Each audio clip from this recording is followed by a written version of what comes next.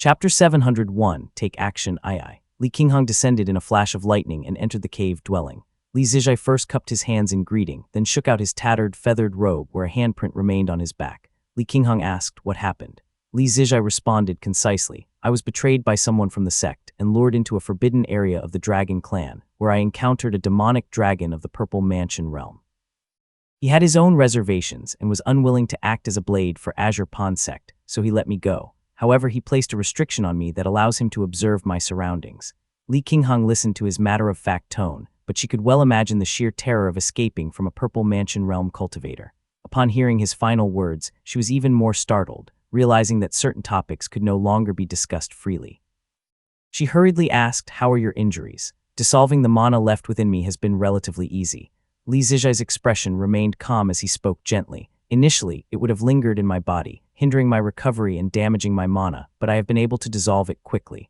The remaining injuries, while severe, will not obstruct my cultivation path and can be healed with time. Li Qinghong nodded, pondered for a moment, then asked in a hushed voice, was it Kai Jian? Li Zijai shook his head and sat down with his aunt in the cave dwelling before replying, Aunt, you may not know this, but although Kai Jian has past conflicts with our family, he values his reputation. As long as his bottom line is not crossed, he conducts himself in a fair and upright manner. If he truly intended to harm us, how could our family have survived on the lake until now? He would have long found an excuse to wipe us out. As long as he cares about his public image, he cannot openly send people to harm me. Li Zijai's speech quickened slightly as he continued in a soft voice. This matter is either due to his carelessness, allowing someone to exploit a loophole, or it was the Ning family attempting to completely control our household and orchestrate my downfall. If it is the latter, it is less concerning. Yuansu's lifespan is running out, and our granduncle's reputation is formidable, so there is no major threat. I'm only afraid that it's the former. Li Zijai nodded solemnly and said in a serious tone, Aunt, I must ask you to accompany me to Profound Peak Gate. Senior Kong was a close friend of my father. With her as a witness, we can distance ourselves from this matter. I can claim that I never went to Quinee, that only the Han family was involved, and that no harm was actually done. This should put Kai Jian at ease. Though this was his outward reasoning, deep down, he had another concern in his heart. I don't know what kind of person Taoist Master Suiguan is, but if he hears that I escaped from a Purple Mansion realm cultivator, he may personally come to investigate. That would be disastrous. Li Zijai wasn't particularly afraid of his internal talisman seed being discovered. After all, even Kai Buzi had failed to detect it back then. If his internal restriction was found, it wouldn't be a huge problem. But if the talisman seed retaliated and killed this peak Purple Mansion Taoist master, Jiangnan would be thrown into chaos. Suiguan is no ordinary person. If he dies here, pristine water will likely emerge on the spot, stepping out from the grotto heaven and dragging me back home to find the immortal mirror. Li Zijai silently weighed his options, realizing that this course of action was inevitable. Li Qinghong pondered briefly before she said with a sigh, even after being harmed, we must pretend as if nothing happened. Such is the fate of the weak. Li Zijai nodded in agreement, then Li Qinghong soared into the sky on a flash of lightning. Li Zijai concealed himself behind her, and together they departed, crossing the shallow sea toward Profound Peak Gate. Both of them traveled at an astonishing speed. After half a month, they landed on the shores of Lake Xian, where Li Qinghong rode her lightning toward the gates of Profound Peak Gate in Shanji Prefecture. The sect shimmered with pale white radiance, and its cultivators bustled about, appearing quite busy. She had one of the sect members report to Kong Tingyun and deliberately said, I heard that my nephew Zijai is at your esteemed family's senior's residence. Please inform Kong Tingyun. Before long, a streak of golden light shot out from the mountain. Kong Tingyun, dressed in her usual deep indigo robes, approached with evident delight. Qinghong, my dear sister, said Kong Tingyun. Although Taoist Master Chengxi was not particularly renowned in the Purple Mansion realm, Kong Tingyun was still a descendant of a Purple Mansion realm cultivator. She had taken numerous treasured panaceas over the years, giving her an appearance even younger than Li Qinghong's. She looked no older than her early 20s. With great enthusiasm, she greeted her. It's been so many years. What brings you here to visit me? Li Qinghong, now carrying an even more refined aura, had her long hair tied as usual. She replied gently, I heard that Zijai was here with you and I was worried, so I came to check on him. Kong Tingyun's ears twitched slightly as she listened to a private mana transmission, then smiled and said, please come into the mountain first. She activated the formation, and Li Qinghong waited for a brief moment before entering. She landed on Kong Tingyun's immortal peak, and Li Zijai revealed himself, bowing respectfully, many thanks, senior.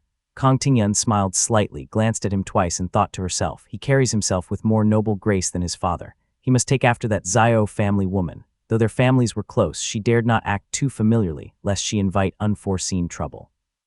She first said, "Don't rush to thank me, speak of your business first." Moongaze Lake. Li Zijian patrolled the lake for a full round before gracefully landing in the town. Just then, a swirl of gray wind surged toward him and transformed into a human form before him. Li Wuxiao clasped his hands and spoke softly. "My lord, the heir has emerged from seclusion."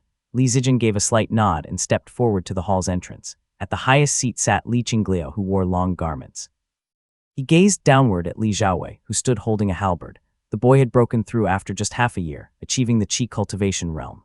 Li Zijian glanced at him, mentally calculating his age. Li Zhaowei was only 13, achieving the qi cultivation realm even earlier than Jingming had back in the day. Ming Wang had the boost of a talisman pill, adding an entire level effortlessly. The medicinal power and spiritual energy he received were incomparable to what Jingming had.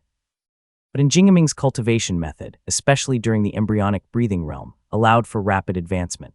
Comparing the two, it's hard to tell how vast the difference truly is. After some thought, he stepped into the hall. Li Qingliao and his son turned their gaze toward him, but Li Zijian simply waved his hand and said, "No need for formalities." He did not say much, only speaking in a low tone. "Zijai is not on Green Pine Island. I've received other news." The golden rain was indeed caused by the fall of Yuanwu. At these words, a faint smile appeared on Li Qingliao's face. He smoothed his robe and replied with a clasped hand, "I will make the necessary arrangements at once." Li Zijian nodded, his thoughts drifting. His hand rested on the hilt of Han Lin, the slender sword gleaming faintly. He gazed at the morning light outside the hall, an unease settling in his heart. This is a critical moment, yet Zijai is not in the sect. He only said he went to visit the Han family, but at a time like this, could something have gone wrong? Li Zijian silently weighed his options, even hesitating about deploying forces to the eastern shore. However, this opportunity was too rare to pass up. His family had worked hard to secure the right connections. Delaying further might cause unforeseen complications. Standing at the foot of the steps, he observed the quiet mobilization of troops within the town. After calculating the timing, he finally took flight and soared toward the eastern shore. "I can't wait any longer." Granduncle's letter mentioned that Shang Yun's breakthrough is imminent and instability in Jiangnan is growing. I must act swiftly. Chapter 702, Demonic Creatures. The Li family's troops moved through the mountains, while Li Zijian, clad in flowing white robes with a sword at his waist, stood atop a peak overseeing the formation. Not far away, Kang Heng drifted on the wind with his eyes closed. He was murmuring incantations as if performing rites for the dead. Li Zijian took a careful glance, confirming that Li Wuxiao was staying close to Li Zhaowei, then withdrew his gaze. As he stepped through the snow-laden winds, his ears twitched slightly, and he suddenly turned his head to the side. A glint of cold light flickered beneath Li Zijian's sword-like brows as wisps of white mist drifted from his eyes.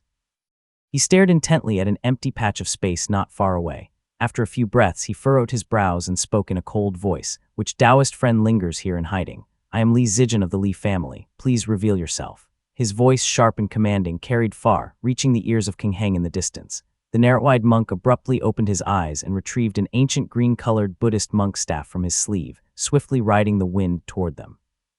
After speaking, Li Zijian felt a chill of astonishment in his heart. What an extraordinary stealth technique. Since childhood, he had trained in the perception arts, and the talisman qi of Radiant Snow Pine Ridge enhanced his vision, allowing him to pierce through illusions and see through even complex formations. Yet, despite observing for several seconds, he could not fully discern the figure. He could only sense a vague presence in that spot. A chill ran through him and he instinctively prepared to flee. Just then, a streak of white light flickered in the air, revealing the corner of a cloud-white robe. A figure gradually materialized. It was a youth, smiling from ear to ear. The young man had slightly narrow brows and lively gray eyes. His skin was smooth and delicate, and his black hair was braided into two sections on either side of his face, each tied with silver-white bells that accentuated his spirited demeanor. Li Zijian paused slightly and stepped back cautiously. The young man's face was full of mirth, even carrying a hint of playful teasing as he asked, "Which junior are you? Where is Li Yunjiao? Bring him out at once." Hearing this, Li Zijian's wariness eased slightly, but he remained vigilant as he cupped his hands in response. "I do not know which senior you may be, but to answer you, my granduncle passed away many years ago." The youth's smile vanished instantly, his expression shifting to one of frustration, as if he were about to stomp his feet. Li Zijian took the opportunity to observe him carefully. There was something inexplicably familiar about this person. The same gray eyes, the long brows, and an aura of nimbleness. Looking closer, he finally noticed the sharp white fangs, the glimmering purple mist surrounding him. This was no ordinary man, but a demonic creature. The youth hesitated for a moment, seeming suddenly disheartened. He waved his hand dismissively, and the lively aura he had carried vanished in an instant. Lowering his gaze, he said, "Just so you know, I am White Banyan, a cultivator from the demon den of Mount Dali. I once mistakenly took up residence on the outskirts of Mount Dolly, peacefully cultivating beneath the trees. Who would have thought that someone would come to my doorstep and beat me up? That person was your ancestor, Li Tongya. The lifespan of your human race is short. It's been countless generations now. Does your family still remember? Li Zijian froze in place, murmuring, Senior White Banyan Fox. Hearing him recognize the name, White Banyan's expression lit up with amusement. He called out, That's me. Li Zijian stood motionless in the air, struggling to find words. Just as he was about to step forward, his eyes narrowed and doubt crept into his heart. He placed his hand on his sword but did not draw it, speaking in a low voice, Senior, that is quite the name you claim. But according to my family's records, Senior White Banyan Fox was a red fox. I can see clearly. How is it that you are a white fox?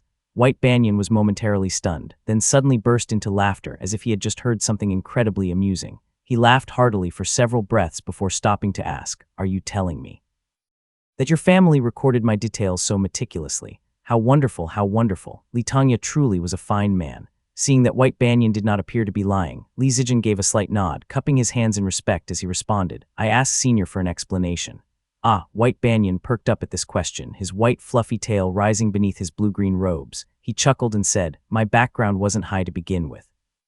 I spent all these years building my foundation establishment realm precisely to temper my bloodline in the demon den's demon pool, seeking true essence. Now my efforts have borne fruit. I shed my red fur and mortal fangs and have transformed into a spirit fox. This explanation was certainly novel. Li Zijian pondered for a moment before asking, Does Senior know which sword ancestor Tongya wielded? White Banyan idly stepped in the air, answering without hesitation. First, it was the dragon coiling pillar. Later, it was the Kinch sword. Li Zijian proceeded to ask several hidden questions. Seeing White Banyan answer fluently and without any inconsistencies, he finally cupped his hands, bowed, and respectfully said, I am Li Zijian, great-grandson of our ancestor. I pay my respects to Ancestor White Banyan and congratulate you on your great achievement. White Banyan chuckled, letting out a long sigh before speaking. You take after your great-grandfather. So cautious, just like that serpent dragon of his. Always lurking, always calculating, never making a move without careful consideration.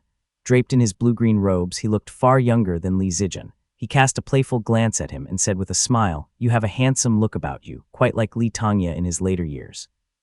Li Tongya held an exalted status in the minds of younger generations like Li Zijian. Hearing such words, he couldn't help but feel a sense of trepidation and replied humbly, Senior's divine bearing is beyond compare. I dare not claim even a fraction of it. White Banyan turned his head, listening to the distant shouts of battle below. He took a deep breath, savoring the air, and his lips grew noticeably red. Li Zijian observed this carefully and said softly, It is rather unfortunate timing, as I am currently engaged in family affairs. I ask Senior to wait for a while. Once this matter is settled, I shall invite you into the mountains for tea. White Banyan chuckled lightly and said with a sly grin, No harm, no harm. In fact, I should consider myself lucky. Just as I break through my seclusion, I happen upon such a dense surge of blood chi. I should be thanking you. Li Zijian felt somewhat embarrassed but found himself at a loss for words. He swallowed his thoughts in silence. White Banyan, meanwhile, cast a casual glance below and murmured absent-mindedly, So Li Yuemping is dead too. I had told him long ago to gather enough blood sacrifice and come find me, but he refused to listen. You Li family members, all as stubborn as ever. He muttered to himself as the white quartz pendant, strung with silver beads around his neck, swayed gently. Li Zijian had no idea why such an ordinary piece of quartz held significance for him, but simply responded, Senior speaks the truth. White Banyan's blue-green robe slowly billowed as the blood chi below surged. He smiled as if coming to a realization, thinking to himself, Sigh. Li Tongya never approved of this path, and his descendants seem to have followed his example. While absorbing blood chi here isn't quite the same as consuming human flesh, since it carries little resentment, it is still something most people frown upon. He flicked his sleeves, took 2 deep breaths of the blood-rich air, then finally turned back. A trace of reluctance lingered in his heart as he spoke in a low voice, I won't stay here much longer. I'll wait for you in Lijiang Mountain. Chapter 703, Secret Chamber, Milan Prefecture. Azure Ponsek did not impose strict regulations on the division of prefectural cities. These cities varied in size, and Milan Prefecture, which Yuanwu had established for Yu Muxian with just a single word, had always been under Yunwu Peak's jurisdiction. Li Xiaowei rode in on horseback, capturing multiple cities in succession. The defenses crumbled at the first strike, and the cultivators stationed in the city were nothing but debauched wastrels. Having long stagnated in their cultivation, they lingered in these lowland areas devoid of spiritual energy and indulged in petty tyranny. Upon seeing the southern fires blaze and blood chi surge skyward, those with some sense turned and fled. Others who were unable to escape fell to their knees. Li Xiaowei rode past them without pause, while the cultivators following him swiftly tied up the kneeling figures one by one. Only a few figures rushed hastily to the city gates, their faces filled with fury as they began cursing. The middle-aged man's face was pale and he reeked of alcohol. It was unclear whether he was truly loyal to these esteemed families or merely a fool. His robe looked hastily thrown on and the jade bottle at his waist surged with blood qi. He bellowed, "Which fool from Milan dares act so recklessly? Kingdu has forbidden internecine slaughter. How dare you invade like this? Do you not fear the wrath of the greater families?" His words barely left his mouth before Li Xiaowei's halberd erupted with red-black light. With a single thrust, it pierced through his chest, spilling blood across the ground. Clop, clop, clop. The rapid hoofbeats echoed as he rode on, his expression calm and unwavering. The middle-aged man still hung lifeless from his halberd. With a flick of his wrist, Li Xiaowei flung the body to the ground, where a sickening crack of breaking bones followed. He flicked the blood from his weapon and entered the city beneath the immortal peak. Dust filled the air, filth and excrement littered the streets and chaos reigned. Emaciated commoners knelt everywhere. Occasionally, a few raised their heads with their sparse gazes sharp as arrows. To be fair, the esteemed families had already been warned by the Li family, and the commoners under their rule did not live terribly. At least they had food to eat and linen clothes to wear. Yet, the way they looked over still burned with fervor. After all, the commoners under the Li family's rule lived far too well. The other esteemed families ruled over a mixed society of cultivators and mortals.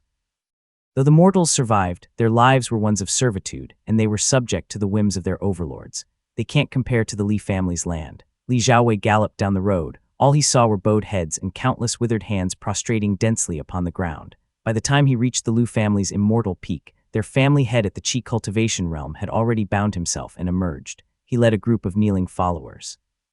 Behind him, someone held a formation plate aloft and respectfully declared, "This humble one greets the Lord." The Li family launched a covert operation, and Li Xiaowei's forces were not the only ones deployed. To prevent these esteemed families from fleeing with formation plates, spirit items, or cultivation techniques, 7 divisions moved simultaneously. Foundation Establishment Realm cultivators suppressed the skies to ensure no one could escape. The Li family approached the battle like a lion pouncing on a rabbit. They went all out, only to overestimate these families. The Lu family, the strongest among them, immediately activated their formation to welcome the invasion, assuming a submissive posture. Li Xiaowei's halberd was still dripping with blood. His expression carried a trace of disappointment. With a flick of his Dharma artifact, he hooked up the formation plate and let it drift gently into his hand. Then he examined it closely, saying, "Mid-grade Qi cultivation." After inspecting it, he retrieved a talisman from his robe and flung it into the air. A golden light instantly shot up into the sky. The Lu family head trembled, not daring to speak. Li Xiaowei cast a sweeping glance over the family members behind the family head, then lifted his gaze to the heavens. He waited for 20 minutes, and one after another, golden lights began to rise. 6 hours. Li Xiaowei planted his halberd into the ground. Counting the newly risen lights, there were 6 in total. It was evident that in just one night, Milan Prefecture had fallen into his family's grasp. The Yu family had once risen from the ashes of the Jiang family, only to later fracture and disperse into the various families of Milan, with the Lu family as their leader. Now their gates stood dim and lifeless, shrouded in sheer terror. These families lacked even a single Foundation Establishment Realm cultivator. Their hidden supporter, Zhang Heqian, had vanished without a trace. Even upon witnessing the faint golden glow rising from the south, they remained clueless about what had transpired, and their attempts to gather intelligence yielded only fragmented whispers. The Li family had struck without warning. Clad in armor, Li Xiaowei rode forth. Wielding his halberd, he carved a bloody path through the families. Only when his army was upon them did they realize the severity of the situation. But by then, it was far too late to flee. He surveyed the surroundings and spoke in a calm voice. "These remnants of the Yu family, seal their cultivation and send them to Kingdu to await judgment." The Lu family head turned deathly pale. Hearing Li Xiaowei label them as remnants of the Yu family, he feared that all of Yu's sins would be pinned on them. He opened his mouth to explain, but before he could utter a word, the surrounding jade court guards sealed his lips and dragged him away. Li Xiaowei rested his halberd against his horse. A soft, clear light emerged from his palm, which wiped away the lingering blood. He and his father had long discussed the fate of the Yu family's surviving branches. There was no chance they would be allowed to remain in these lands. These people had deep roots here and their own secretive means of cultivating blood qi. They had fostered numerous landlords and even controlled most of the rogue cultivators, playing a crucial role in the Yu family's collapse. Their network of collusion ran deep, so simply suppressing them was not an option. "Local tyrants, then let them be exiled," muttered Li Xiaowei. Although many of them had consumed blood qi, wiping them all out was not feasible. The best course was to take advantage of the current momentum and force them southward. Once removed from their homeland, they would find it nearly impossible to stir up trouble again. In the sky, Li Zijian had someone escort White Banyan back. Watching as golden talismanic lights rose across the vast Milan prefecture in an instant, he let out a small sigh of relief as he said, "It seems everything has gone smoothly. None of the families caused trouble. That was to be expected." The Golden Tang Gate in the north was too preoccupied with its own affairs. The Fei family on the northern shore dared not make a move, and the western mountains marked the boundary between Azure Pond and Golden Feather Sect. The small temples and Taoist he on the western shore had always been reclusive. He was absorbed in his own matters, with no means to interfere. The Xiao family in the east had also been consulted, with an agreement that their vassal families on the eastern shore would remain untouched. The sect had mediated matters clearly. If anything still went awry, that would truly be unusual. Chapter 704, Secret Chamber II. After a brief wait, Li Qinglio, who was clad in a gray cloak, ascended on the wind. At his waist hung the dragon coiling pillar, patterned like fish scales. Having managed the family's affairs for years, he was a prudent man. He halted before Li Zijian, clasped his hands in greeting, and reported, "Greetings, 8th uncle. The 18 towns and 5 immortal peaks of Milan Prefecture are now fully under our control. The 7 remaining branches of the Yu family have all been captured and sent to Lijiang." Li Zijian nodded and spoke softly. "Good. Make sure none are overlooked. Detain them all first." He gave his instructions, then asked in a lower voice, "Have you decided on how to handle them?" Li Qinglio drifted forward with him on the wind and responded in a measured tone, "8th uncle, do you still recall the many shamanic strongholds in Mount Yue?" Li Zijian gave a slight nod and replied, "Of course." With the Li family's takeover of Mount Yue, the ancestral grounds of the Yue shamans hidden within the towering mountains were gradually unveiled. These places harbored deeply ingrained cultic worship and were frequently engaging in human sacrifices. The shamans numbered over 100,000, scattered across various regions where 99% of them were mere mortals. As soon as the Li family conquered Mount Yue, these remote wild temples sent envoys and claimed allegiance to the Li family. Yet their territories were barren and treacherous, technically within the domain of the demon den of Mount Dali. Naturally, the Li family was unwilling to risk provoking the demon den by delving deeper. Moreover, these mortals were fanatical cultists that were difficult to manage. The cost of governing them far outweighed any potential benefits, so they accepted only their tributes. Near these desolate lands lay the ruins of Huliua, another spiritually barren region with a violent populace. This was the very shamanic lands Li Qinglio referred to. Those heretical mountain temples are full of brutal customs. Most of the Yue people don't even speak our language. The land is wild, barren, and lacks spiritual energy, so no cultivator from our family would ever want to go there. Sending our own people would be more of a punishment than a deployment. These 7 families are the perfect fit to fill that void. Li Qinglio chuckled, clearly having planned this long ago, and respectfully added, "These 7 families aren't weak. Placing them there will force them to consume each other while reshaping the culture.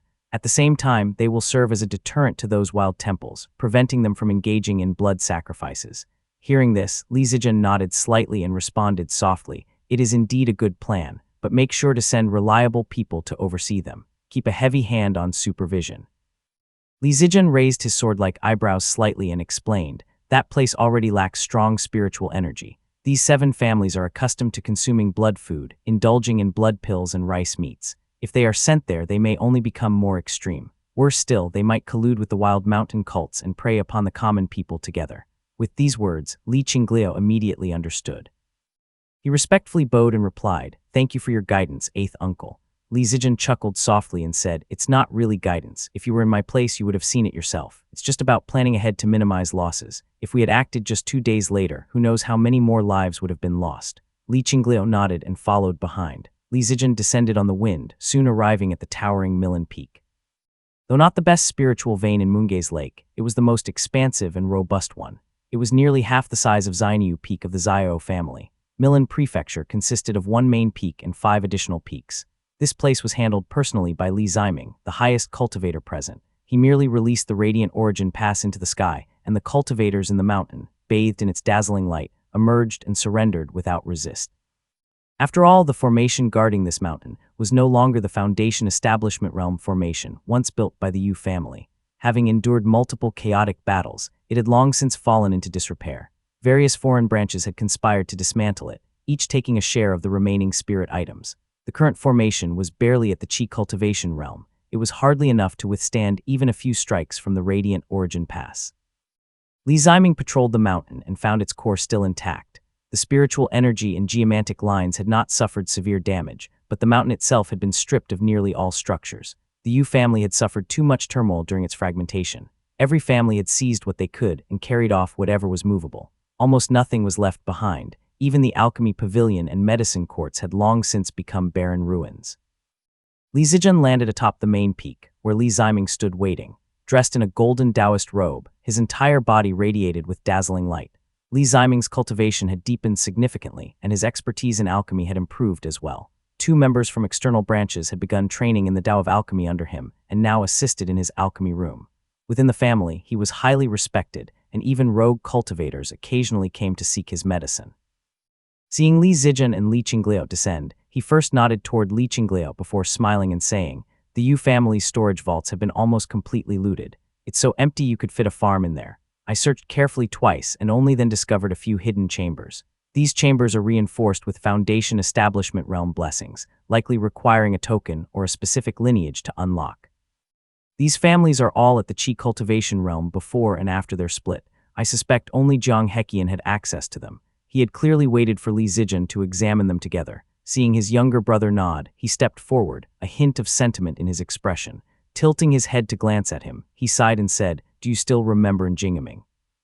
Li Zijian naturally nodded and replied in a warm tone, "Other families may not know, but our family remembers him well. Any direct descendant who has read the family history knows his name."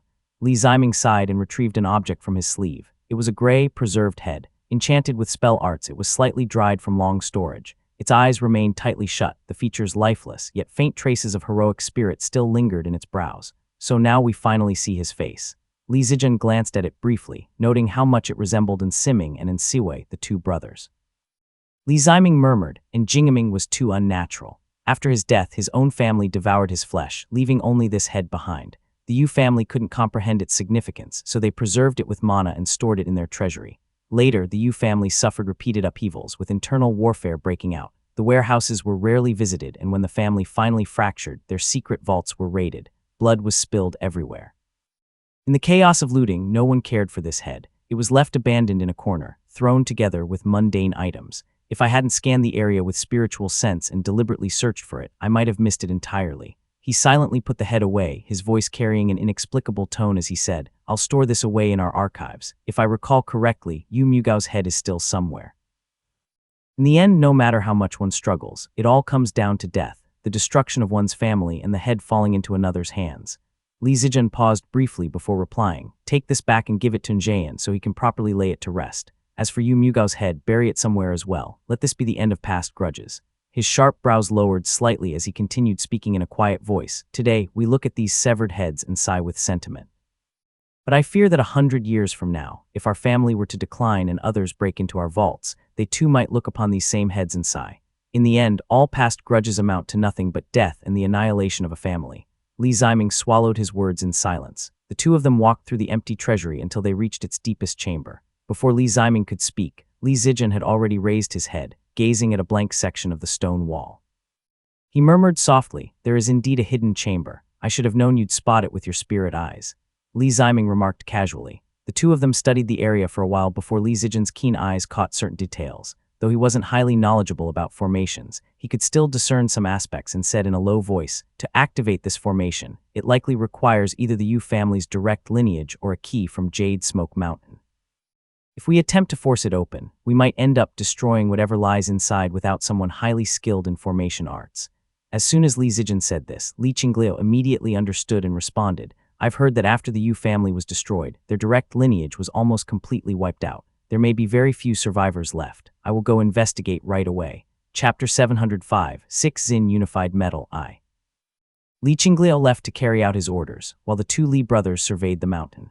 Millen Mountain had originally been the Jiang family's sect grounds, with its geomantic lines deep and stable. Though it lacked fire veins, its earth veins were exceptionally rich. Li Ziming made a quick calculation with his fingers and praised, "These earth veins bear the qualities of a great river and mountain. Though the spiritual energy is somewhat lacking, its foundation is strong enough to rival an ordinary Purple Mansion Realm sect. It may even barely support a Purple Mansion Realm formation." Li Zijian nodded. Though their family possessed many immortal mountains, they had none that could truly be called a great mountain. They only had isolated peaks and strange formations. Even Lijiang Mountain, the birthplace of the Li family's rise, owed its importance mainly to its proximity to Lijiang Town. By strict standards, it wasn't truly an immortal mountain. It had simply been chosen for convenience when the family first ascended. As for Qingdu Mountain in the lake, the current Foundation Establishment Realm formation it housed was already at its limit. It was only thanks to Liu Changdi's exceptional skill in formation arts that it was even possible. Anyone else would have struggled to construct it. On Millen Mountain, about 10 cave dwellings had been excavated. Only 1 or 2 of them had a spiritual energy density comparable to Qingdu Mountain, but they still fell short of their family's finest, Mount Wu's cave dwelling. The Jiang family had passed down the Jade True Dao lineage for generations, and the Yu family had also cultivated in this tradition.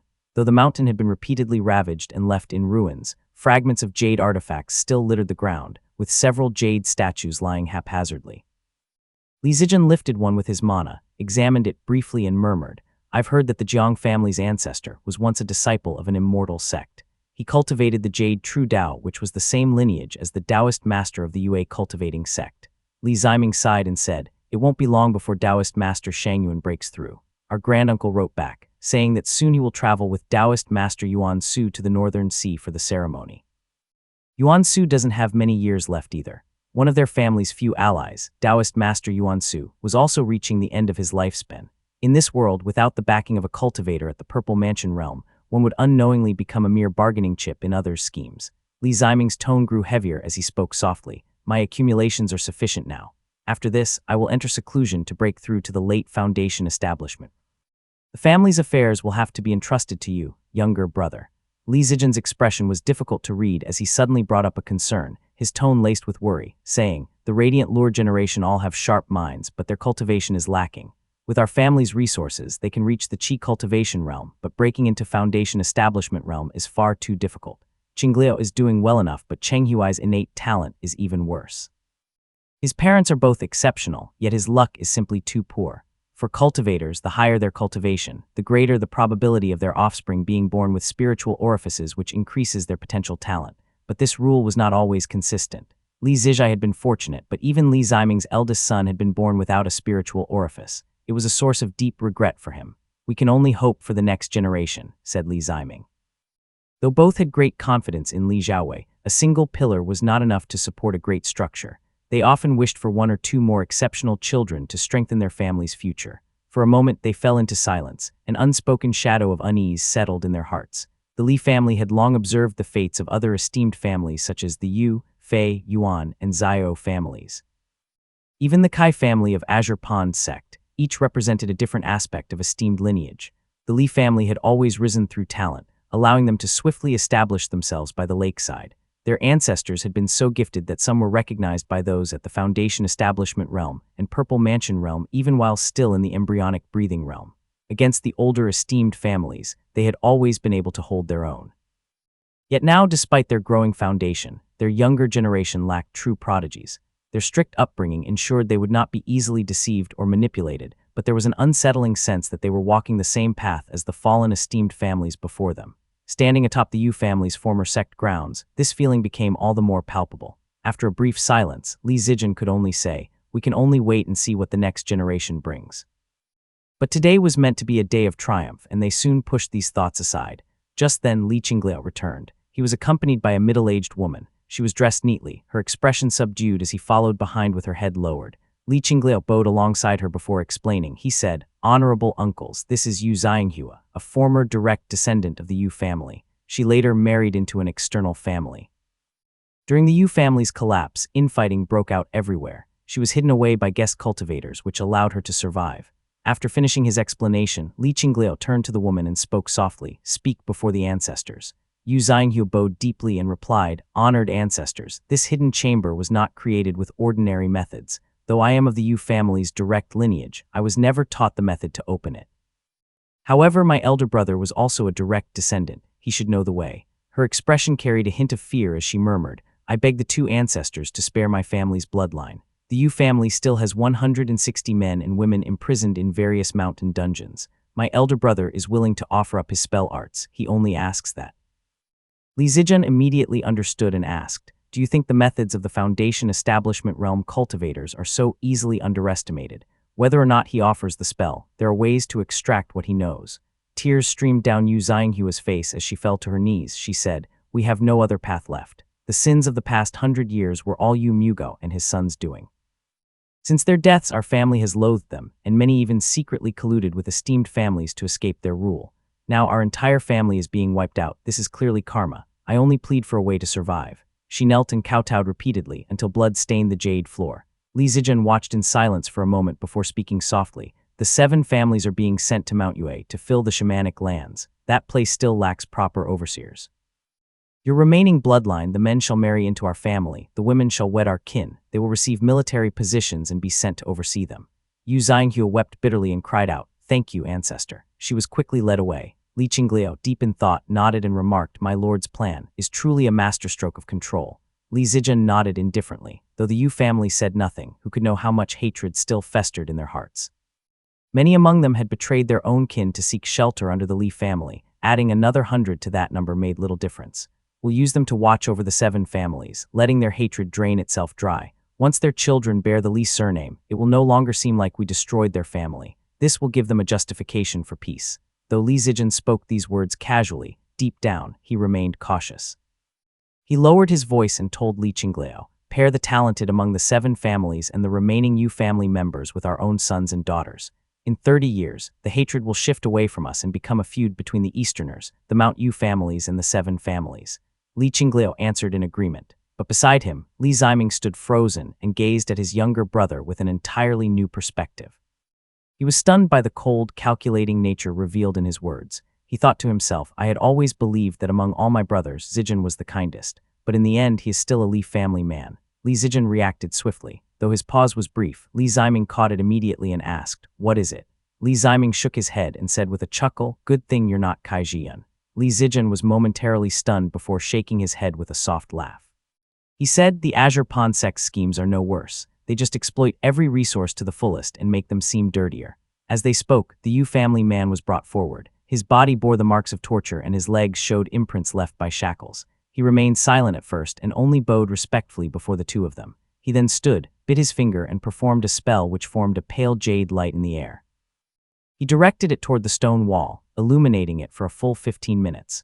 Slowly, a thin door seam became visible. A bitter smile appeared on the Yu family man's face as he bowed again and said, "Honored lords, the hidden vault is here." As he spoke, the vault doors slowly parted, revealing dazzling treasures glimmering with radiant light. Li Zijian did not step inside. Instead, he smiled at the Yu family man and instructed, "Qinglio, have a few men step forward and retrieve the items."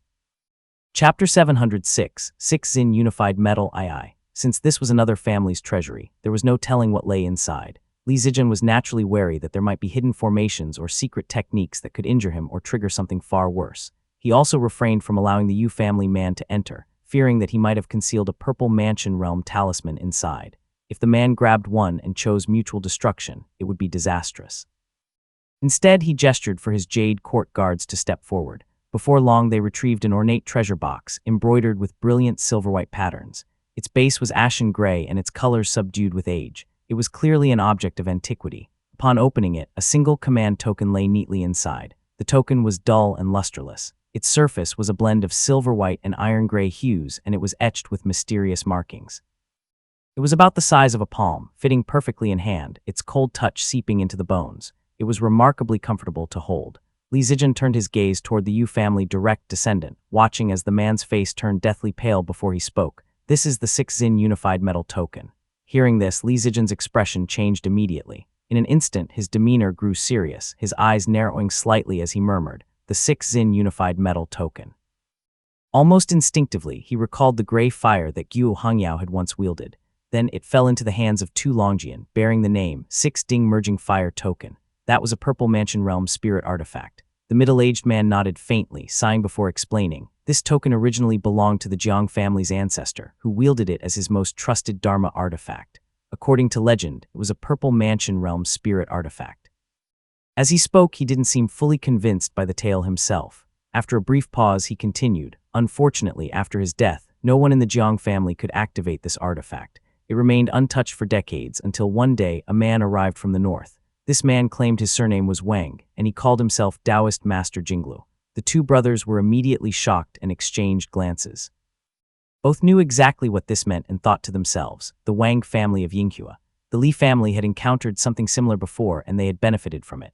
Sword immortal Wang Zun had once come seeking sword intent, leaving behind a foundation establishment realm Spirit Root, which remained one of their greatest family treasures to this day. So it was a family member of the sword immortal Wang who was at the Golden Core realm, perhaps even his senior. The Yu family man seemed to grow even paler as he recounted the tale. Exhaustion weighed upon him. He had clearly gone too long without rest and was on the verge of collapse. He murmured, "The Taoist master traveled all the way here and said very little. He simply demanded the Jiang family hand over the spirit artifact. Unable to resist, they obediently handed it over." And so the Taoist master performed divine magic, extracting the 6 Xin unified metal from within the 6 Xin unified metal token.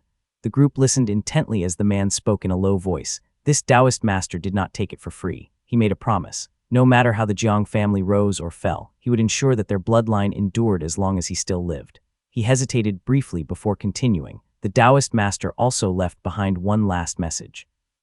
If you see golden flowers filling the northern sky, roaring without end, with cloud-born dragons and tigers rising and falling, if you see the sun losing its radiance and the stars dimming, then you may offer him a cup of wine. These words shook all three of them, and a single thought flashed through their minds, a breakthrough to the Golden Core realm. They silently pondered the implications of this ancient tale, feeling an unspoken sense of awe. Pressing the man further, they found that he knew nothing more, only that it was an old family legend, with scattered records in the Jiang family archives. He himself had only heard it by chance. The Jade Court guards continued hauling out treasures. There were gold, silver, jade artifacts, treasured panaceas, and dharma artifacts. There were things that would normally be considered invaluable, yet none of them could truly focus on these riches.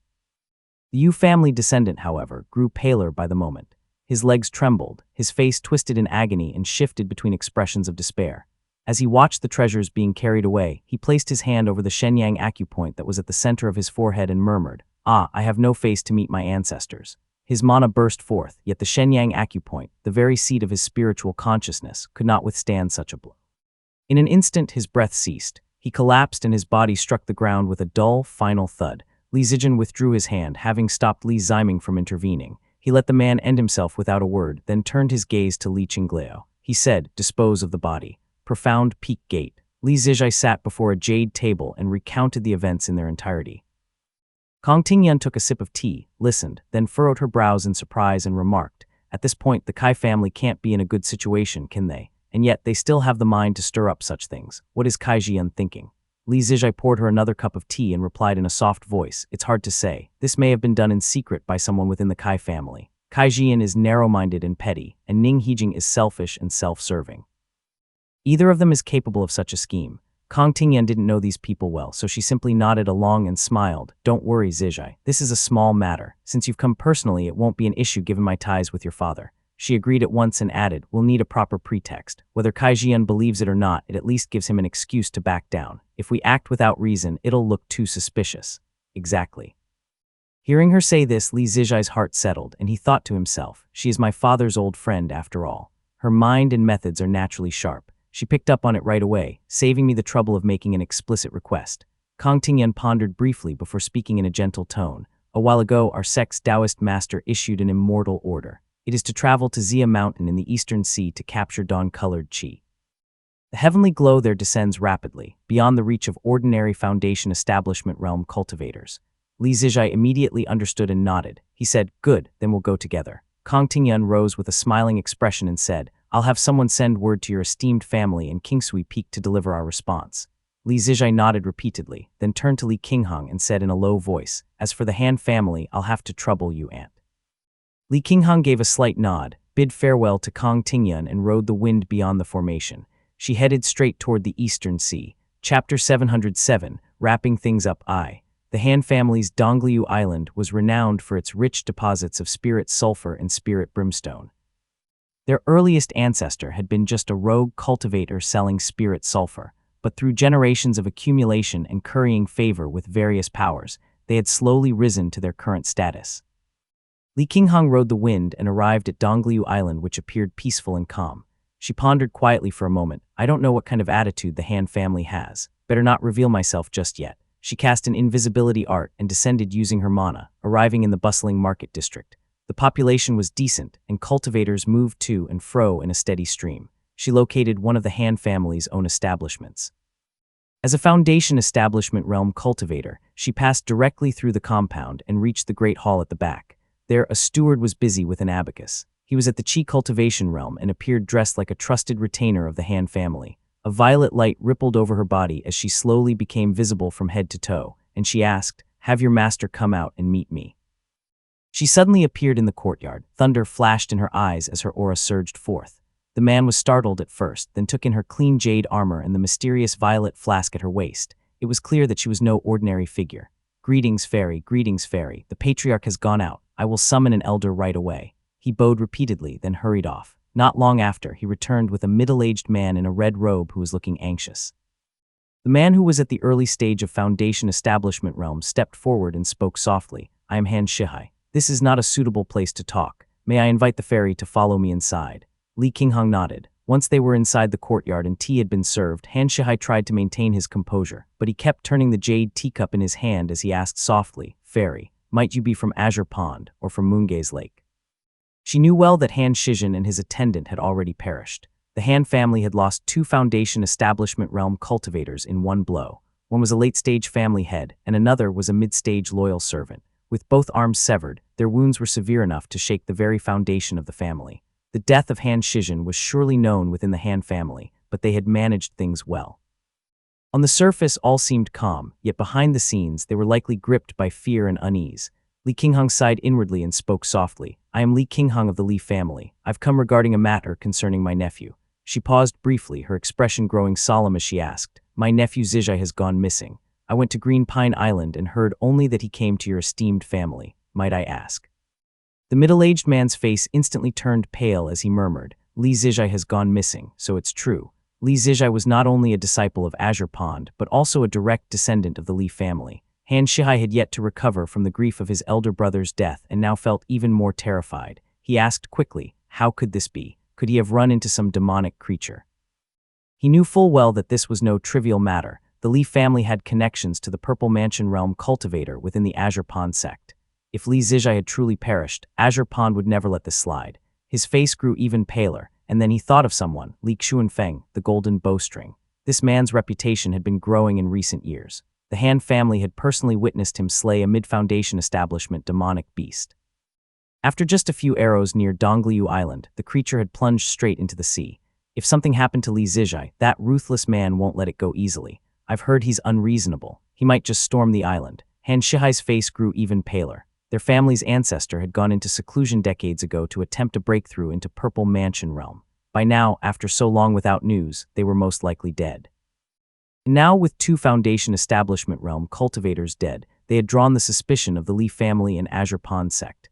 Seeing the whitened lips and panicked expression on his face, Li Qinghong could tell he'd already connected many dots. The words she had prepared were now tempered, and she thought to herself, the Han family has long held friendly ties with ours. Han Shizhen may have come for profit, but in the end, he perished while handling Zijai's matter.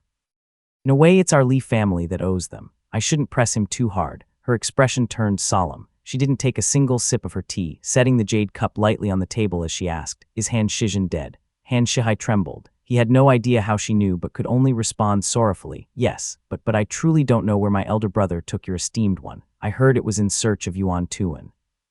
As a cultivator of the Eastern Sea, he had long grown used to death and injury. He wasn't even thinking about avenging his brother, as he only wanted to get through this situation as quickly as possible. He said in a low voice, "Fairy, do you have any news about them? Truly, this has nothing to do with our family." Li Qinghong paused, then said softly, "I do know a few things. It was in pursuit of Yuan Tuan. Since this was a private matter, I won't press too hard. Finding them is the priority." "Do you have any idea where they might have gone? I'll go search." Han Shihai looked as if he'd been granted amnesty and quickly replied, "I heard they headed toward the Kunii Sea." "Very well, I'll go search there." Li Qinghong nodded, seemingly ready to ride the lightning and depart. But then, as if suddenly remembering something, she spoke offhandedly, "Azure Pond sect will likely send someone to investigate, and they won't be as lenient as I am. Fellow Taoist, you'd best pray for good fortune." Han Shihai had just begun to breathe easy when tension returned with a vengeance. Li Qinghong had struck right at his sore spot. He quickly said, "Fairy, please wait." Seeing Li Qinghong turn back, he immediately put on a sorrowful face. His expression shifted swiftly as he pleaded in a low, grief-stricken voice, "Our family has so few Foundation establishment realm cultivators. Yet my elder brother took someone into the Eastern Sea and lost his life for nothing. Azure Pond sect is fierce, just as you say, they won't show mercy. Please, fairy, show us a way forward." He gritted his teeth and said softly, "I don't know the full details of the entanglement between my brother and your Taoist, but if your esteemed family has any requests, our Han family is willing to cooperate fully. We'll help your family search for the Taoist's whereabouts." Han Shihai was doing his best to curry favor, but Li Qinghong wasn't the type to kick someone when they were down. All she cared about was the Han family keeping this quiet. She had no mind to take advantage. She simply replied, "Fellow Taoist, our two families have a history of friendship and many years of trade. To be fair and honest, most of the blame for this doesn't lie with your esteemed family." She gave a small nod and continued saying, "If Azure Pond sect sends someone, your family need only insist that Zijai came asking for news, then parted ways with your people. My family has connections within the sect. We won't let your family fall afoul of Azure Pond." Han Shihai was stunned for a moment, then realization slowly dawned in his heart. That's right. Inland families like the Li family are said to value virtue and morality. No wonder she's letting us off so easily. Good, good. People like her care about honor and reputation. I should flatter her a bit more. With that thought, he immediately put on a grateful expression, his eyes almost brimming with tears, his face once again assuming sorrow as he spoke in a hushed tone. "Fairy, thank you, fairy. Such great kindness and virtue, our household has no way to repay it. Your sense of right and wrong truly makes you a model among the inland families." Chapter 708, Wrapping Things Up. Han Shihai went on with scattered and overly careful praise, racking his brain to say the right things. But Li Qinghong, having spent so many years overseas, knew exactly what these outer sea families were like. She simply nodded perfunctorily and instructed, "There's one thing for you to take note of. I came here quietly. Aside from that steward, no one else saw me on the island. This conversation must be kept secret. No third party must know. Just act as if I was never here." Han Shihai immediately understood, a ruthless glint flashing across his face. He revealed the true nature of an outer sea cultivator as he respectfully said, "Rest assured, fairy, no third person will ever know." Li Qinghong saw it clearly. The steward's fate was likely sealed, but it was another family's affair and concerned the Han family's very survival. She cupped her hands slightly. A hint of urgency appeared on her face as she said, "I must hurry to find my nephew. I truly can't linger here any longer." This excuse only made Han Shihai believe her more. He nodded repeatedly but still felt uneasy. Then he noticed that Li Qinghong hadn't yet left. She was watching him with a pleasant smile. At that moment, Han Shihai understood and thought, she's still expecting something. He thought for just a moment. The demon-subduing copper rods from the Yuan family had always felt too hot to hold. He quickly took them from his storage pouch and lied, "This item is a Dharma artifact once belonging to Yuan Chengdun. It fell into the hands of a rogue cultivator, and we later acquired it. We hadn't yet had the chance to present it to the Taoist, so we'll entrust it to you, fairy." Li Qinghong glanced at the rods and saw their brilliant glow. The twin rods had blue-gold hue with intricate patterns, a rare matched pair of Foundation Establishment Realm Dharma artifacts. She replied, "This was a relic of Elder Yuan. He had ties with our family. I'll see to it this is returned to his eldest son. I won't claim it for myself." Han Shihai stared at her blankly, watching her take her leave and vanish outside the formation. He stood there for several breaths before murmuring, "Virtue, truly the most extravagant of all things." He was faintly moved, his hand resting on his sword as he walked to the threshold. The steward was lurking nearby, peeking out nervously. Upon seeing him, the man quickly withdrew his head, bowing quietly, waiting at his side. If not for his brother's death, Han Shihai might have rewarded the man in a moment of ease. But now he smiled pleasantly and said, "Come." Han Shihai shook the jade gourd, listening to the sounds inside as he silently calculated, "I'll still need a proper excuse to conceal my brother's death so the nearby families don't start getting ideas." Millen Peak. The items from the secret chamber of Millen Peak had all been brought out, filling the hall completely. Li Ziming, distracted, was fiddling with the 6-Zin unified metal token in his hand. The token had a smooth, silver-gray surface. When exposed to sunlight, it would regain its silvery white and purplish hue, but whatever had once been inside it had long been taken out. Only the notably sturdy shell remained. Li Zijin was counting the treasures. He glanced briefly at Li Ziming and said gently, "Keep that 6-Zin unified metal token for now. When there's a chance, send it to the southern border. Great uncle practices the metal Dao. It would be better in his hands." "Understood." Li Ziming replied, then muttered, "Merging fire, converging water, unified metal. If the pattern holds, there should be 5 tokens. I wonder what they're for. Converging water. Maybe it's in the hands of the dragon family." Li Zijin chuckled and simply said, "I've never heard of this unified metal. Perhaps it belongs to some Dao lineage in the north." He mentioned it in passing, then turned his attention back to the items before him. The Yu family had suffered repeated setbacks in recent years, and their foundation had been nearly exhausted. The only things truly worth taking were a few treasured panaceas. Li Zijian was less knowledgeable in this area than Li Ziming, so he waited for him to take the jade box and lift the lid. Inside was a purple fruit that was the size of a fist. It was covered in countless tiny holes, with wisps of smoke drifting lazily from it. Li Ziming examined it closely and replied, "Purple lion bodhi." He studied it carefully as it was his first time seeing such a thing. He spoke softly, "This is not something of the immortal family." Li Zijian frowned, while Li Ziming, who had received instruction from Zhao Yuanzi and was quite well informed, explained softly. It said that the revered one wandered the nations, and wherever he paused in the face of mortal suffering, a strange fruit would appear. That fruit was the purple lion bodhi. It is highly prized by Buddhist cultivators. Indeed. Li Zijian nodded and said in a low voice, "King Heng has served our family in the Eastern Sea for decades. He was diligent, loyal, and never asked for anything. We've never rewarded him properly. Let's gift him this." Li Ziming naturally had no objection. He picked up 2 more jade boxes to examine. One of the remaining treasured panaceas was small and light. It was barely the size of an eyeball, pure white and crystal clear, as though it might float away at any moment. It was the healing Gorgicloud vine. The other emitted flickering flames that were bright yet hazy. Its long, slender body radiated intense heat. It was the rare fire-type treasured panacea, the Tai Fire Longfruit.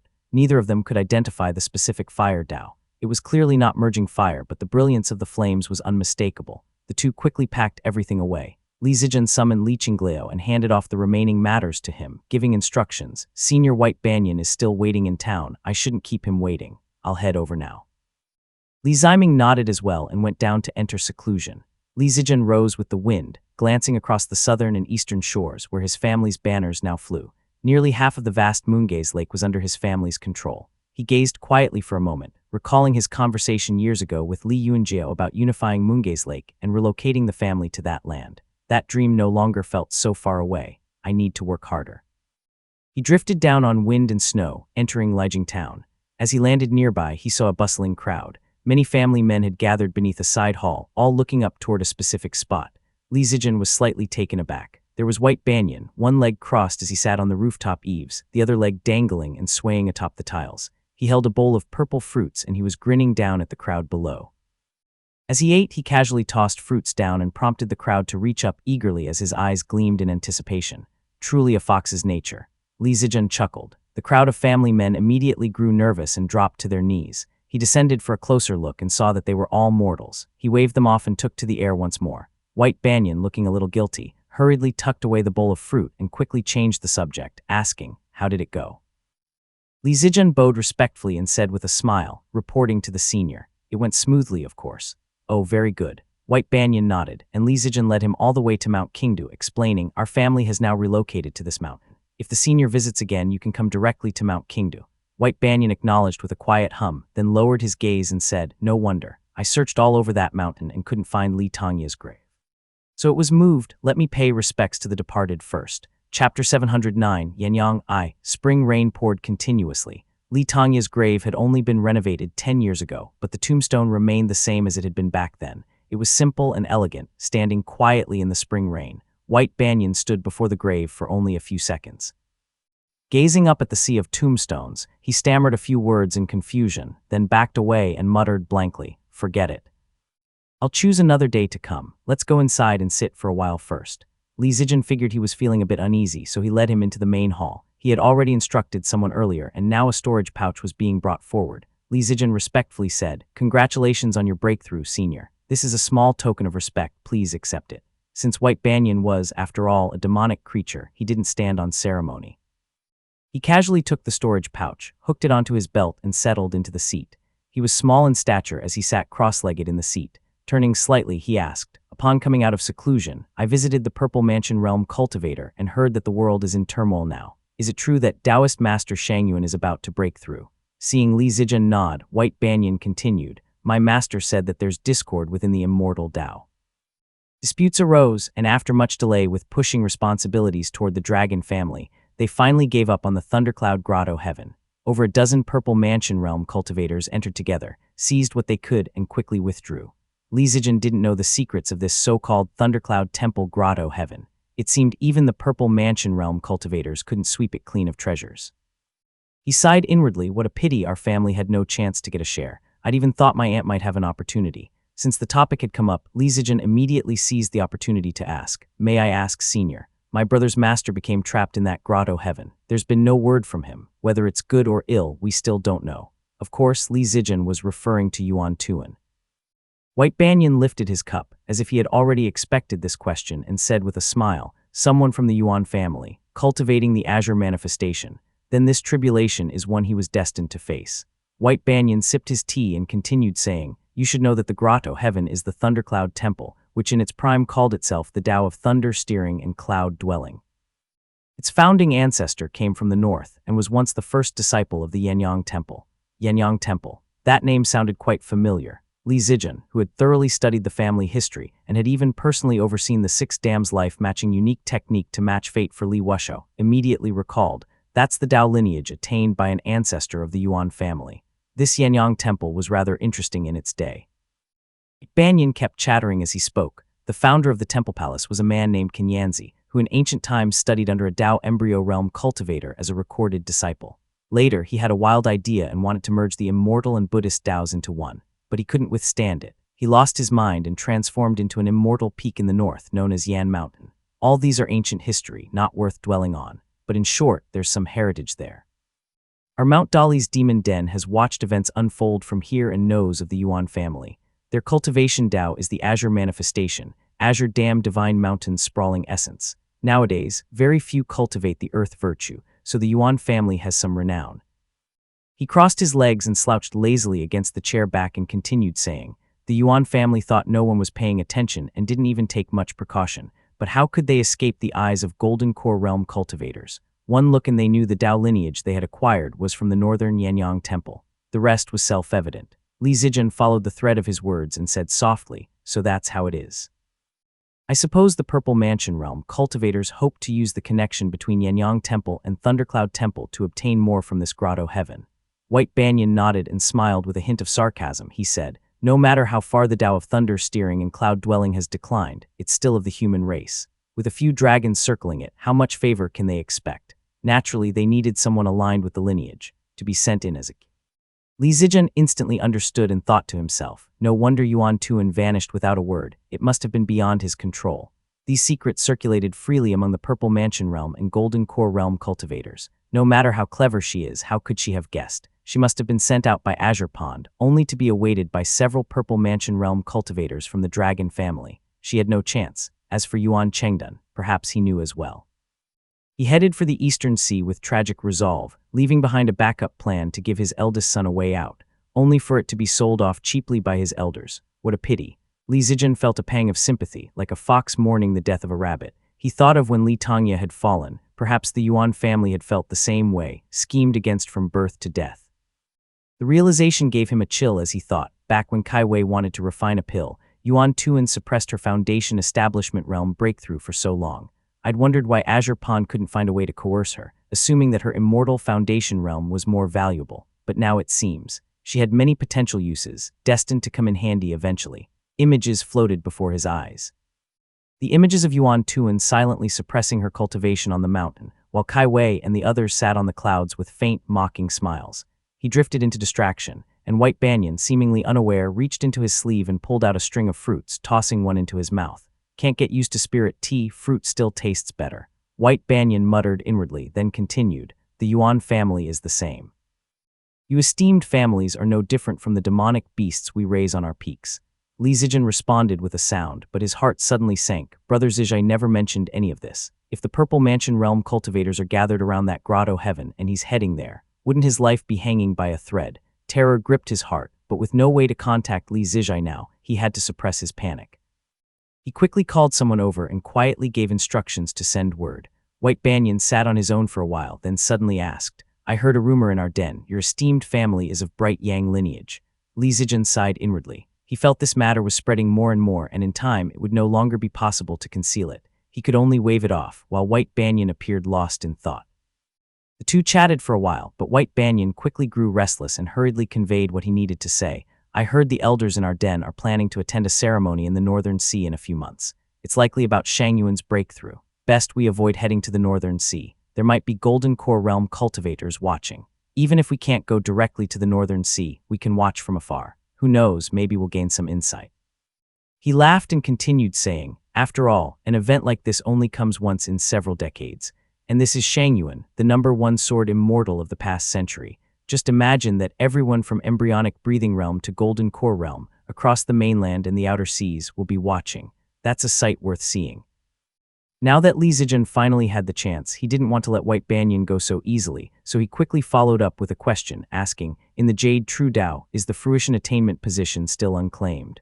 White Banyan paused slightly. His expression finally turned solemn, and he said with a nod, "Correct." If Shangyuan succeeds in his breakthrough, he won't just be the first Golden Core Realm cultivator in 5 centuries. He will refine the Jade True Unified Void Essence and become the holder of the Jade True Fruition Attainment.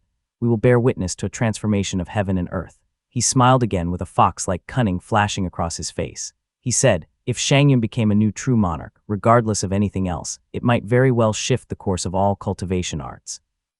Li Zijian escorted him down the mountain. Watching White Banyan fly back to Mount Dali, he still felt uneasy. Below, his family men were rejoicing, their songs and dances filling the air. After all, expansion was a very effective way to ease internal conflict. The Yu family, which was a big piece of the pie, had been swallowed, and 7 other families were thoroughly uprooted and sent off to Mount Yue. Space that remained could give rise to 7 or 8 new prominent families, and everyone was eager and full of hope. Li Zijian returned to the Jade platform himself with an unsettled mind. A great shift is coming. If Taoist Master Shangyuan succeeds, it may be a transformation the likes of which hasn't been seen in 500 years. Chapter 710, Yanyang Ai, Central Hall. The steps of the Central Hall gleamed, and the boots made crisp, pleasant sounds as Li Xiaowei strolled. The family guards on both sides bowed their heads in deference. Having broken through to Qi cultivation realm, Li Xiaowei now handled some family affairs and was gradually taking over the chief's duties. The strangeness he'd carried since birth had faded greatly. He now looked more like a living man and would even smile occasionally when he spoke. But when his subordinates erred, the sharpness in his eyes returned, enough to make others tremble. Chen Yang followed behind him, sword in hand, as they entered the inner chamber together. Li Xiaowei set his halberd on the rack, glanced at Chen Yang beside him and saw that he was still at the 5th stage of the embryonic breathing realm. He lowered his gaze and said, "Chen Yang, step forward." A warning bell rang in Chen Yang's heart. Like lightning, he reviewed all recent events in his mind but found no mistake. He thought to himself, what is this tiger scheming again? This doesn't feel right. He stepped forward and bowed respectfully, saying, "Your subordinate is here." Li Xiaowei pulled a jade vial from his robe and tossed it into his arms, speaking casually, "This is bright spirit powder. Take it quickly and break through." Chen Yang paused, slightly stunned, and accepted it with suspicion. Li Xiaowei wiped his weapon and said softly, "I know you're not satisfied. I'll report to Qingdu and try to allocate resources to you according to your lineage." He sat quietly and continued, "Feel free to try and see if you can catch up to me." Chen Yang slowly raised his head and saw at last a hint of a smile in those always calm eyes. He met the gaze squarely, openly, and responded in a low voice. Seeing Li Xiaowei wave his hand, he quickly withdrew. It wasn't until he had walked out of the main hall and returned to his own cave dwelling that a look of eager determination appeared on Chen Yang's face. His gray eyes narrowed slightly. He had been suppressed by Li Xiaowei for years. Outwardly obedient, he had nonetheless studied his every move in secret, observing his character and handling every task perfectly. He laid the groundwork for his own advancement. Chen Yang calculated inwardly and murmured, "Then let's try. We are both Qingdu blood." Grand Hall. Li Xiaowei watched Chen Yang depart, set his weapon aside and quietly stared at the sunlight filtering into the hall. Chen Yang is shrewd and decisive. Takes pride in the Li bloodline and is full of ambition. It's just a shame he's not my full brother. Since taking over family affairs, he had gradually come to understand his generation better.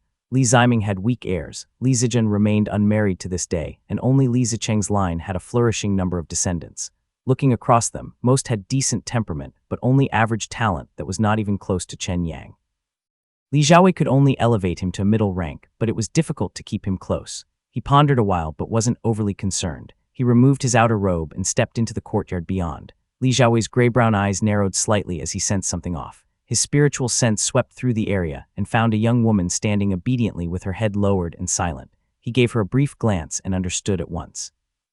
He thought, "I just passed my 14th birthday a few days ago. The family must have sent someone ahead." Li Xiaowei understood clearly. He stepped forward without hesitation and opened the door. The girl startled slightly and rose, bowing her head as she spoke. "I am Su Peiyu. Greetings, heir." Li Xiaowei gave a brief acknowledgement, slowly walked forward and invited her to sit. He began to observe her closely. Her face was slightly round, with delicate brows and curved eyes.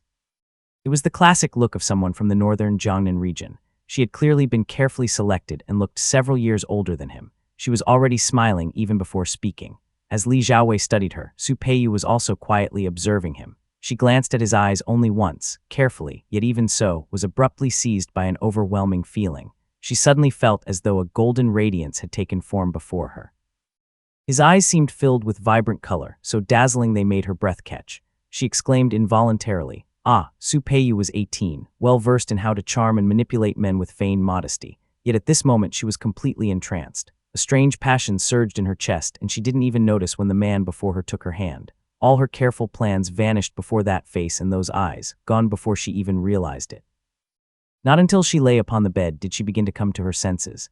Li Xiaowei simply watched her flushed face. His eyes were frank and clear, which revealed his desire. He asked, "You're from the Su family. What do you want?" This was a perfect opportunity, yet Su Peiyu found herself speechless. That face, so perfectly to her taste, left her powerless. After a moment's thought, she replied, "Men like you, when they take without returning, are somehow all the more irresistible to women." She felt an immense sense of comfort in her act of devotion, as if she were wrapped in the shadow of a vast, towering beast. A deep sense of safety rose within her. Even if he were to devour her body like a tiger or leopard, the thought still pleased her. Li Xiaowei paused in surprise. A strange emotion stirred within him. This kind of fiery feeling was something he had seemingly never experienced before. He couldn't help but smile faintly and spoke a few gentle, pleasing words. Li Xiaowei was born able to sense the emotions of others. In this moment, it felt as if a fire was burning before him and offering itself to him entirely. A faint, unfamiliar sense of being moved rose within his heart. After all, he was only 14. For all his cunning, the books he had read only taught him how to outwit enemies, divide factions, and maintain power. It never taught him how to love. He simply held her close, trying to mimic the tone of romantic words he'd seen in books, and suddenly, a quiet hope stirred within him. A second lineage has mostly lived one life with one partner, following our ancestral founder, Lord Tangya, as an example. Even if I cannot give her the title of wife, I could still have only her. As he was still deep in thought, he noticed that Su Peiyu didn't seem to be listening to him at all. She gazed blankly at the bridge of his nose. Her slender hand rested on his shoulder and quietly slid downward until it reached his chest. Li Xiaowei narrowed his eyes slightly, and his emotions stilled in an instant. After studying her expression for just a moment, he understood immediately. He cooled instantly, let out two self-mocking chuckles, and suddenly grasped a simple truth. To deal with someone lacking firm resolve, all it takes is a bright yang body with enough. He lowered his gaze as though watching a fantasy quietly unravel. He thought, "Unfortunately, I was born with unnatural gifts. For me, most people in the world have weak minds. She's just a mortal. How could she possibly endure my test?" He could only push her away and return to sit at the head seat. Looking at the infatuation in Su Peiyu's eyes, he thought to himself, "No wonder they fear me." Chapter 711, Divine Ability I, Azure Pond Sect. The main hall of Azure Pond Sect was grand and towering, shrouded in ethereal mist. White jade steps led upward and radiant spirit lamps glowed brightly. White spiritual chi flowed like fog. Kai Jian was descending the steps when he saw a middle-aged man approaching with steady, relaxed steps. He simply asked, "What is it?" The man was naturally Ning Hijing. He clasped his hands and replied, "Reporting to the sect master, the people from Green Pine Island have returned." They met a few individuals. Li Zijai's younger sister said he went to the Han family, but has since disappeared. Later, others went to the Han family, but that family claimed Li Zijai had left early and only sent some Han family members to investigate the Kunyi Sea. Ning Hijing paused, then continued. Following the trail, we heard that Li Zijai had accepted an invitation from Kong Tingyun of Profound Peak Gate and went to Xia Mountain to gather dawn-colored qi on behalf of Taoist Master Changxi. As for the two Foundation Establishment Realm cultivators of the Han family, they are most likely already dead. Kai Jian listened quietly, his expression somewhat intriguing. He merely asked, "So you're saying Li Zijai never went near Thundercloud Temple, but instead went straight to Profound Peak Gate? Interesting." Ning Hijing bowed his head in response, then heard Kai Jian murmur, "Could it be that Changxi made a move?" A hesitant look appeared on Ning Hijing's face, but Kai Jian quickly shook his head and said, "It likely wasn't that Taoist. He hasn't cultivated a life divine ability and wouldn't dare meddle in Azure Pond's affairs." Both of them were direct disciples of an immortal sect, with elders from the Purple Mansion realm in their families.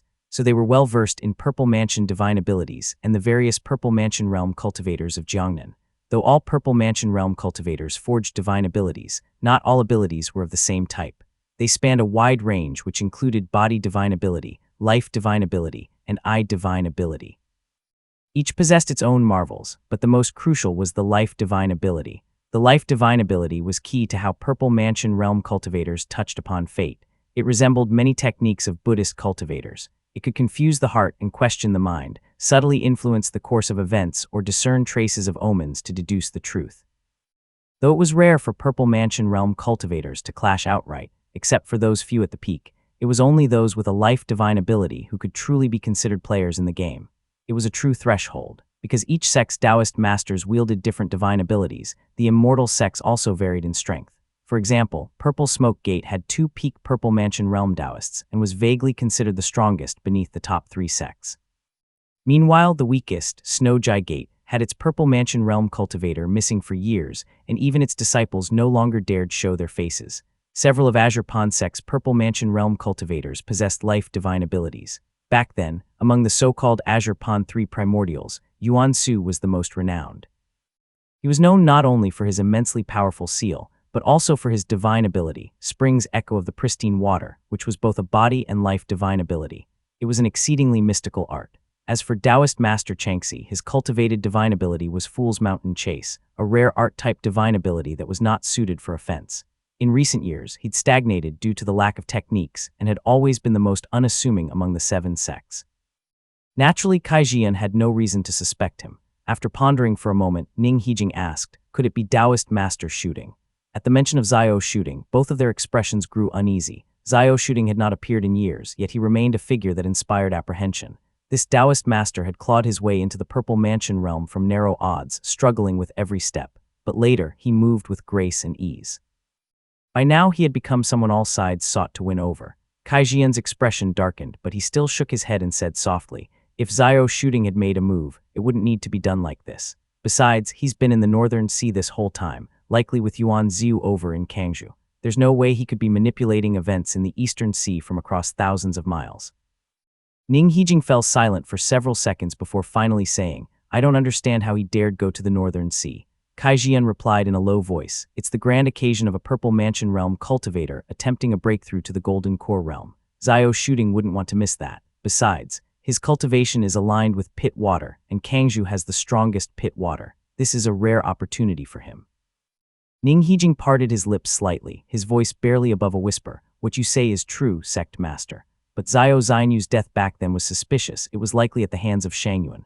The ones below dare not speak of it. The Xiao family dare not acknowledge it, but Xiao Shooting must know. If I were him, I wouldn't even dare set foot in the north. Kai Jian's expression turned worse as he replied curtly, enough talk. How many were involved in the Donghua and Li Jiangquan affair back then? It wasn't just Xiao Xianyu, even that one from Purple Smoke Gate was part of it too. Yuanwu Yuanziu, which of them didn't have a hand in it? There's no reason he wouldn't dare to go to Yue cultivating sect. Shangyuan was brought up by Donghua, but would he dare do anything? If you ask me, even if he became a Golden Core Realm cultivator, he wouldn't dare say much about this matter. Ning Hijing could only nod repeatedly. As the two briefly touched upon events from centuries ago, a chill ran through their hearts. Kai Jian reined in his emotions and came to a conclusion. If Li Zijai truly didn't go, it's 90% likely due to coincidence, but there's still that sliver of possibility. Ning Hijing nodded slightly and spoke in a low voice. It's also possible the man was just putting on a show. He never truly intended to investigate Yuan Tuan's case, which is why he let himself get sidetracked so easily. After all, once Yuan Tuan died, Kingsui Peak fell into his hands. Kai Jian nodded ambiguously, seemingly holding back other thoughts. He waved Ning Hijing away and sat alone in his seat. After waiting a moment, he rose on the wind and flew to the top of Azure Pond Peak. There, white mist cloaked the summit and clouds drifted dreamily. He entered the vale and made his way to the deepest part of the cave dwelling. At the deepest point was a clear, luminous pool. Kai Jian examined the surroundings carefully and then gently formed a spell seal. Lines of glowing inscriptions lit up rapidly across the cave's stone walls, spreading densely to seal off the inside from the outside. The faint fluctuations they gave off were immensely powerful. It was a Purple Mansion realm formation that even isolated the surrounding void. Only then did Kai Jian bend down, eyes burning with fervor as he gazed at the deep pool. After waiting for a full quarter hour, a reflection slowly emerged in the once pitch-black water. Though above the pool was nothing but bare blue rock, the water reflected a small tree that was silver-white and dazzling. Delicate and beautiful leaves shimmered like silver threads, rising and falling gently with the ripples in the pool. Soft moonlight began to drift outward. Kaijian gazed silently at the small tree within the pool as he calculated the days in his mind, and his heart filled with growing joy. He murmured, "It's close, so close, it's about to bear fruit. Busey hoarded them every time, no matter how much I begged, he wouldn't give me even one. But now that bastard has gone missing. At last I have the chance to consume this fruit, just a little more time." As he calculated silently, the small tree within the pool stretched gently as if it was breathing. It released a soft and radiant moonlight shine. Around the pool's edge, wisps of orchid grass sprouted which exuded a pleasant fragrance. Chapter 712, Divine Ability II, Yi Mountain City. The ancient walls of Yi Mountain City were weathered, etched with countless traces of runes. A group of guards atop the walls looked downward. The desolate land before the gates was littered with white bones. A few crows had landed on the barren ground and were cawing harshly. Above them stood a group of youths in luxurious robes, starkly contrasting with the family cultivators at their sides. One of them even sat suspended in midair, holding a wine cup, and was leisurely admiring the view. To the guards, Yi Mountain City was a place where lives were gambled. But to these Azure Pond sect disciples, it was merely a site for bartering with demonic creatures and tempering disciples. It was hardly something to fear. A few of them were in a playful mood. They were chatting and drinking atop the city wall. Slightly left of center sat a youth who seemed tipsy. He was leaning lazily against the wall. His robe was loose and he straddled the steps as he tilted his head while raising his cup. His gray-black eyes were dazed with intoxication. This was Li Yuanqin, son of Li Xuanfeng in the southern border. He was seated at the center of the group. The group chatted boisterously about amusing stories from various families and who in which immortal sect had obtained new fortunes. One man drank and said with a laugh, "Brother Yuanqin, you carry that bow on your back every day. Why not take a shot and let us see how much of your father's skill you've inherited?" Li Yuanqin sneered at the comment, unstrapped the bow from his back and tossed it casually to the man as he said, "What skill could I have? It's just for show." The group exchanged glances and in unspoken agreement shifted the topic. Soon someone brought up a joke and said, "I heard there have been big changes in the southern border recently. Several of the shaman kingdoms near the northern edge are warring with each other. Rumor has it they're trying to form some kind of major sect." Quite a strange thing. The southern border wasn't entirely ruled by demonic creatures. Only Yi Mountain City faced their territory directly. The borderlands stretched for thousands of miles, running near Wu State and even bordering the territory of the Golden Feather sect. There were many shaman kingdoms in that region, and most were raised by demonic creatures as a food source. Some were obscure minor factions, many of which perished during the Devil Plague. "Weren't there already many minor sects in that area?" one of them asked. Those tiny sects and humble temples were nothing compared to the massive 3 sects and 7 gates. Most were founded by Qi cultivation realm rogue cultivators, nestled in the vast wilderness between Wu State and the southern border. They rose and fell with each day. He wore a nostalgic expression and murmured, "I think there used to be a fairly decent faction back then, called Slaughter Junge." How could news of those minor sects from the wastelands reach the ears of these direct descendants? Thinking it over, only one came to mind, Slaughter Junge.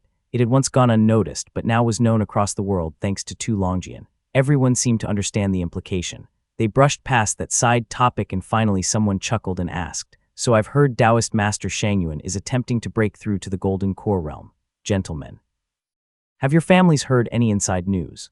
Upon hearing that, Li Yuanqin's hazy eyes instantly focused. He quietly fixed his gaze on his wine cup as a member of the Kai family spoke. What news could there be? Even Duan Mukui failed. What chance does Shangyuan really have? As soon as he said this, a man of higher status and finer clothing beside him sneered and replied softly, "Cousin, you're amusing. Shangyuan has the support of that one from Yue cultivating sect." "What does Duanmu Kui have?" "Just one immortal text. He's good in a fight, sure, but can that help him break through?" The Kai family member who spoke earlier clearly wasn't aligned with him and immediately retorted, "Even an immortal once said he'd reached the Golden Core realm. So what happened to him now?" A chorus of voices erupted into noisy debate. Li Yuanqin stayed silent and glanced at the Ning family members present. Their expressions were no better. Each of them wore a gloomy face and drank heavily. The reason was simple. Just a few days ago, Taoist Master Yuan Su had personally appointed Ning Heiyuan as head of the family and peak master of the Immortal Peak. With Ning Heiyuan receiving such authority, it was clear to the Ning family that Taoist Master Yuan Su's time was nearing its end. With their own pillar faltering, none were in the mood for jokes. The Ning family members wore somber expressions. Li Yuanqin listened quietly until the group settled on a shared question: where is Taoist Master Yuan Ziu now? With Purple Mansion elders in the sect seemingly about to fall one after another, the whereabouts of Yuan Ziu, whose condition remained unknown, suddenly became a hot topic. All eyes turned to one person in the corner. The man had thick brows and large eyes, sitting in the corner with a cheerful smile. A member of the Kai family spoke up, brother Si Honglang. Do you know anything? Let us hear it. Si Honglang didn't have much talent nor any outstanding traits and usually remained unnoticed among the crowd. But now he finally had his moment and said proudly, "Our Taoist master is skilled in longevity techniques, and he's the youngest among the three primordials. He still has plenty of time." The crowd burst into laughter, but the leading Kai family member suddenly fell silent as a golden figure flew toward them and landed slowly in front of the city wall. His expression was stern as his gaze swept over the group. Most of the young nobles lost their nerve, backing away with bowed heads. Only a few Kai family direct descendants stood their ground, cupped their hands and respectfully called out, "Greetings, General. Brother Yunkin is here."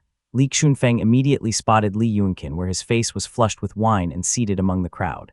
Even the bow he always carried was tossed carelessly at his feet and was lying cold on the ground. For a moment Li Xunfeng said nothing. The crowd wore faintly troubled looks. They were too afraid to speak, though a subtle air of schadenfreude passed among them. Li Yunkin stood up, picked up his bow and staggered toward his father. Li Xunfeng cast a cold glance at him and grabbed his collar without a word. He hoisted him up and flew swiftly back to the estate on golden spirit wind. Only after the father and son had left did soft laughter ripple through the group left behind. Someone spoke up, truly a tiger of a father, but a dog of a son. A Kai family direct descendant beside him smiled and said, "You fool, Li Yunkin is no simple character. He just doesn't see eye to eye with his father, that's all." A look of great satisfaction flashed in his eyes. Li Xunfeng flew through the air on the wind, carrying Li Yunkin all the way back to the estate. Only then did he let go and set him down in the court. Li Yunkin said nothing. He straightened his robes and stood quietly to the side. Li Xunfeng stood in silence for a moment before speaking softly. "I don't know how you ended up like this. When I return from the Northern Sea, I'll take you traveling. Don't mix with that crowd anymore." Li Yunkin nodded, stepped back and gave a respectful farewell before leaving on his own. Li Xunfeng remained standing a few more seconds before rising on the wind and flew toward Taoist Master Yuan Su's cave dwelling. He circled past the stone statue by the entrance. Inside the cave, white mist still drifted in ethereal coils. Before Li Xunfeng even reached the inner chamber, he heard the soft tinkling of spring water. Bowing low, he entered to find Taoist Master Yuan Su seated upright on the jade platform as always. Yuan Su still bore the appearance of a round-faced youth in his 20s, sitting calmly in the seat of honor. When he saw Li Xunfeng approach, he finally stood and spoke in a gentle voice, "Come with me to the Northern Sea." Chapter 713, Northern Sea I. After saying this, Yuan Su rose from the jade throne on his own, stepped down, paused briefly beside Li Xunfeng and gently brushed the jade belt at his waist. Immediately, a surge of white clouds billowed out. The cloud vapor flowed beneath their feet, gently lifting them with a soft force, quickly carrying them out of Yuan Su's cave dwelling. Instead of flying north, he headed straight east. Vast blue waters surged below, with scattered islands dotting the sea. The two flew northward from the south, boldly sweeping past several immortal sect mountain gates, and soon entered the eastern sea. Ning Tiaxiao stood with his hands behind his back and suddenly asked, "Is your spiritual orifice located in your palm?" Li Xunfeng was observing the terrain when he heard this, and his heart trembled slightly. His spiritual orifice was indeed in his palm. It was a secret second only to his family's talisman seed qi. The spiritual orifice is originally a gateway for absorbing the spiritual qi of heaven and earth during the embryonic breathing. It was capable of locking in absorbed qi to prevent leakage, but once reaching the qi cultivation realm, breathing alone suffices for absorption, making the orifice harder to notice. After arriving at Azure Pond, Li Xunfeng had carefully researched this but found no records and could only keep his doubts buried deep. Faced with the question now, he could only answer, "Taoist Master, it is indeed in the center of my palm. I have been puzzled by it for many years." Yuan Su gave a soft chuckle and replied, "It's nothing serious, just rather rare. The Kai family has a set of techniques specifically for this kind of physique, used in the diverse mansion unified furnace art. That's why there are no such records in Azure Pond. Luckily, you are not a disciple of Azure Pond. Had you entered the sect at age 7, you would likely have been given a special technique and cultivated your entire strength only to serve someone else." Yuan Su paused slightly, then suddenly asked, "How is Moongaze Lake?" Li Xunfeng hadn't expected the sudden question and cupped his hands to reply, "Thanks to your protection, the Li family has already taken over nearly half of Moongaze Lake. We're just waiting for the jurisdiction of the Immortal Peak to be reassigned." Yuan Su nodded solemnly and said quietly, "If I die, the Ning family will surely submit to the Kai family. They'll be suppressed and divided, and will never again stand independently in the southern border like today. Heiyuan is still relatively obedient for now. You can discuss matters with him as needed." Before Li Xunfeng could respond, Yuan Su continued, "Heijing may be that boy's trusted aide, but Heiyuan also has close ties with Kai Jian and his brother. The two will surely seek a balance, and at least until news of Wanner surfaces, no one will dare make a move." Once news of Wanner emerges, whether her breakthrough succeeds or fails, the outcome won't be too disastrous either way. He suddenly looked at Li Xuanfeng and said in a low voice, I know your heart is tied to your family, but if you are to serve Kaijian, Yuanqin must be carefully placed. You and your wife are both sharp. Surely you understand how to navigate this. Li Xuanfeng listened in silence. To this day, he still couldn't tell whether Yuan Su's words were truly sincere. Regardless of the old man's intent, he had helped the Li family. Whether directly or indirectly, he helped in many ways. Li Xuanfeng paused for a moment and instead of offering polite blessings, replied softly, Rest assured, Taoist master. I will certainly support Heiyuan and protect the family. Yuan Su's lips moved slightly, his emotions unclear, and he gave a soft sigh before speaking gently. Golden Tang Gate possesses a manual called the Heavenly Lustrous Gold Sutra. If you intend to break through to the Purple Mansion realm, you'll likely end up relying on it. The Sidhu family also has a Purple Mansion realm cultivator. If you intend to scheme, don't act too rashly. The old man finally shed his usual cold tone and said, Your cultivation talent is quite good. Coming out from the wilderness, you've made full use of what you have. But compared to the direct descendants of the great sects, you're still a bit behind. The Purple Mansion realm cultivator is arduous. Think carefully before you act. I Ning Tianxiao, after all these years of cultivation, was ultimately harmed by my own obsessions. You must take it as a warning. Li Xuanfeng responded to each point. Yuan Su said no more, merely forming a hand seal as he guided the cloud ever faster through the sky, as if waiting for something. Yuan Su adjusted their direction slightly and flew a while longer over the sea. Standing on the summoned cloud, Li Xuanfeng quietly observed. The waters beneath their feet soon turned a deep blue. He knew they had reached the converging sea, the home of the Dragon Clan. This was the Dragon Clan's stronghold, swarming with powerful demonic creatures. Most had high cultivation and formidable strength. Compared to the bustling Quinee Strait, this area was sparsely populated. Li Xuanfeng had only been here a few times, and the reason was always to eliminate demonic creatures. Yuan Su said nothing and sped forward on the cloud. Soon, a wisp of pure qi appeared ahead, turning from illusion to substance. It was a Purple Mansion Taoist master, manifesting as a young man in a blue and white robe. With a handsome face, he greeted them in a warm voice. Greetings, Senior Yuan Su. Li Xuanfeng recognized this Purple Mansion realm cultivator. Years ago, this man had visited Yuan Su and revealed the impending fall of Yuanwu. Waiting for Yuan Su to nod first, he then spoke respectfully. Junior pays respects to Taoist Master Pu Yu. This was none other than Taoist Master Pu Yu, sect master of Kuhai sect, famed for manipulating yin and yang and understanding life and death. With a beauty that leaned slightly feminine, he smiled with crescent eyes and said, No need for formality, Xuanfeng. Though he spoke gently, Li Xuanfeng dared not let down his guard. Taoist Master Pu Yu was a cultivator from the Eastern Sea, and during their previous encounter, he had even asked Yuan Su whether he wanted to reside within his body. He was clearly someone with strange inclinations. Li Xuanfeng simply cupped his hands in greeting. Taoist Master Pu Yu didn't say much to him and quickly turned to Yuan Su with a smile, saying, Senior, my estimate wasn't off by much. I only missed it by a month. Tang Yuanwu has indeed fallen. I saw golden rain falling over Yue State, and I knew then it was his death. He had quite the accumulated power, caused quite a stir. He spoke lightheartedly, not fearing Yuan Su's anger over such a sensitive topic. Yuan Su showed no change in expression and instead asked, Since that's the case, why don't you take a look at me? How much time do I have left? Yuan Su had not concealed his face on this visit and stood openly. Taoist Master Pu Yu glanced at him briefly, showing a hint of confusion and said softly, Strangely enough, I find your aura vague, as if there's been a great fluctuation. I can't see it clearly for now, but with some effort I could calculate a rough estimate. Yuan Su immediately lost interest and waved it off. Meanwhile, Li Xuanfeng noticed the world before him dimming. Colors vanished into complete blackness, leaving only the two Taoist masters ahead, standing on clouds, still vivid. Seeing only pitch blackness in all directions, with no light, no sun, moon, or stars, Li Xuanfeng realized that they had unknowingly entered the great void. Only the cloud beneath his feet shielded him as they sped through it. Taking the opportunity, Li Xuanfeng observed. The darkness varied, sometimes it was dense and sometimes faint. His cultivated perception technique was of little use here. Everything beyond the cloud was hazy and indistinct. Beneath him, the blackness was so deep it felt as if it could suck away his spiritual sense. Above were scattered white specks, some large and some small, but none clearly visible. Knowing Yuan Su's temperament and seeing the two Taoist masters in conversation, Li Xuanfeng refrained from speaking and simply experienced it silently. Chapter 714, Northern Sea II. This was Li Xuanfeng's first time traversing the Great Void, and it wasn't as smooth as he had imagined. He could feel the flow of currents that were sometimes rapid and sometimes calm. There were even elevated areas that required them to climb upward. Standing in this place where neither sky nor earth could be seen, Li Xuanfeng quietly thought, It is said that the Great Void is closely tied to spiritual energy. Perhaps the differing spiritual energies of various regions affect how one travels through it. Though he was lost in thought, he did not miss a word of the two Taoist masters' conversation. Yuan Su spoke little and had no intention of making a breakthrough. He was mostly observing for the sake of it. Taoist Master Pu Yu, on the other hand, was in high spirits and said with a smile, "Senior Yuan Su, I do have a question I'd like to ask." Yuan Su turned his gaze toward him, signaling him to speak. Taoist Master Pu Yu furrowed his brow and asked softly, "The 3 sects and 7 gates within Yue state of the mainland.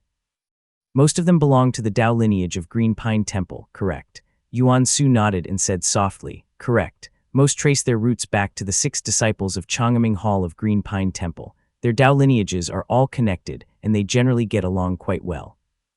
Taoist Master Pu Yu clearly already knew this and said with a nod, "I've traveled frequently across the 4 seas since achieving the Purple Mansion realm, but strangely enough, I've never once met Taoist Master Shangyuan. I've only heard that he rarely shows his true face, so it's difficult to gather information about him."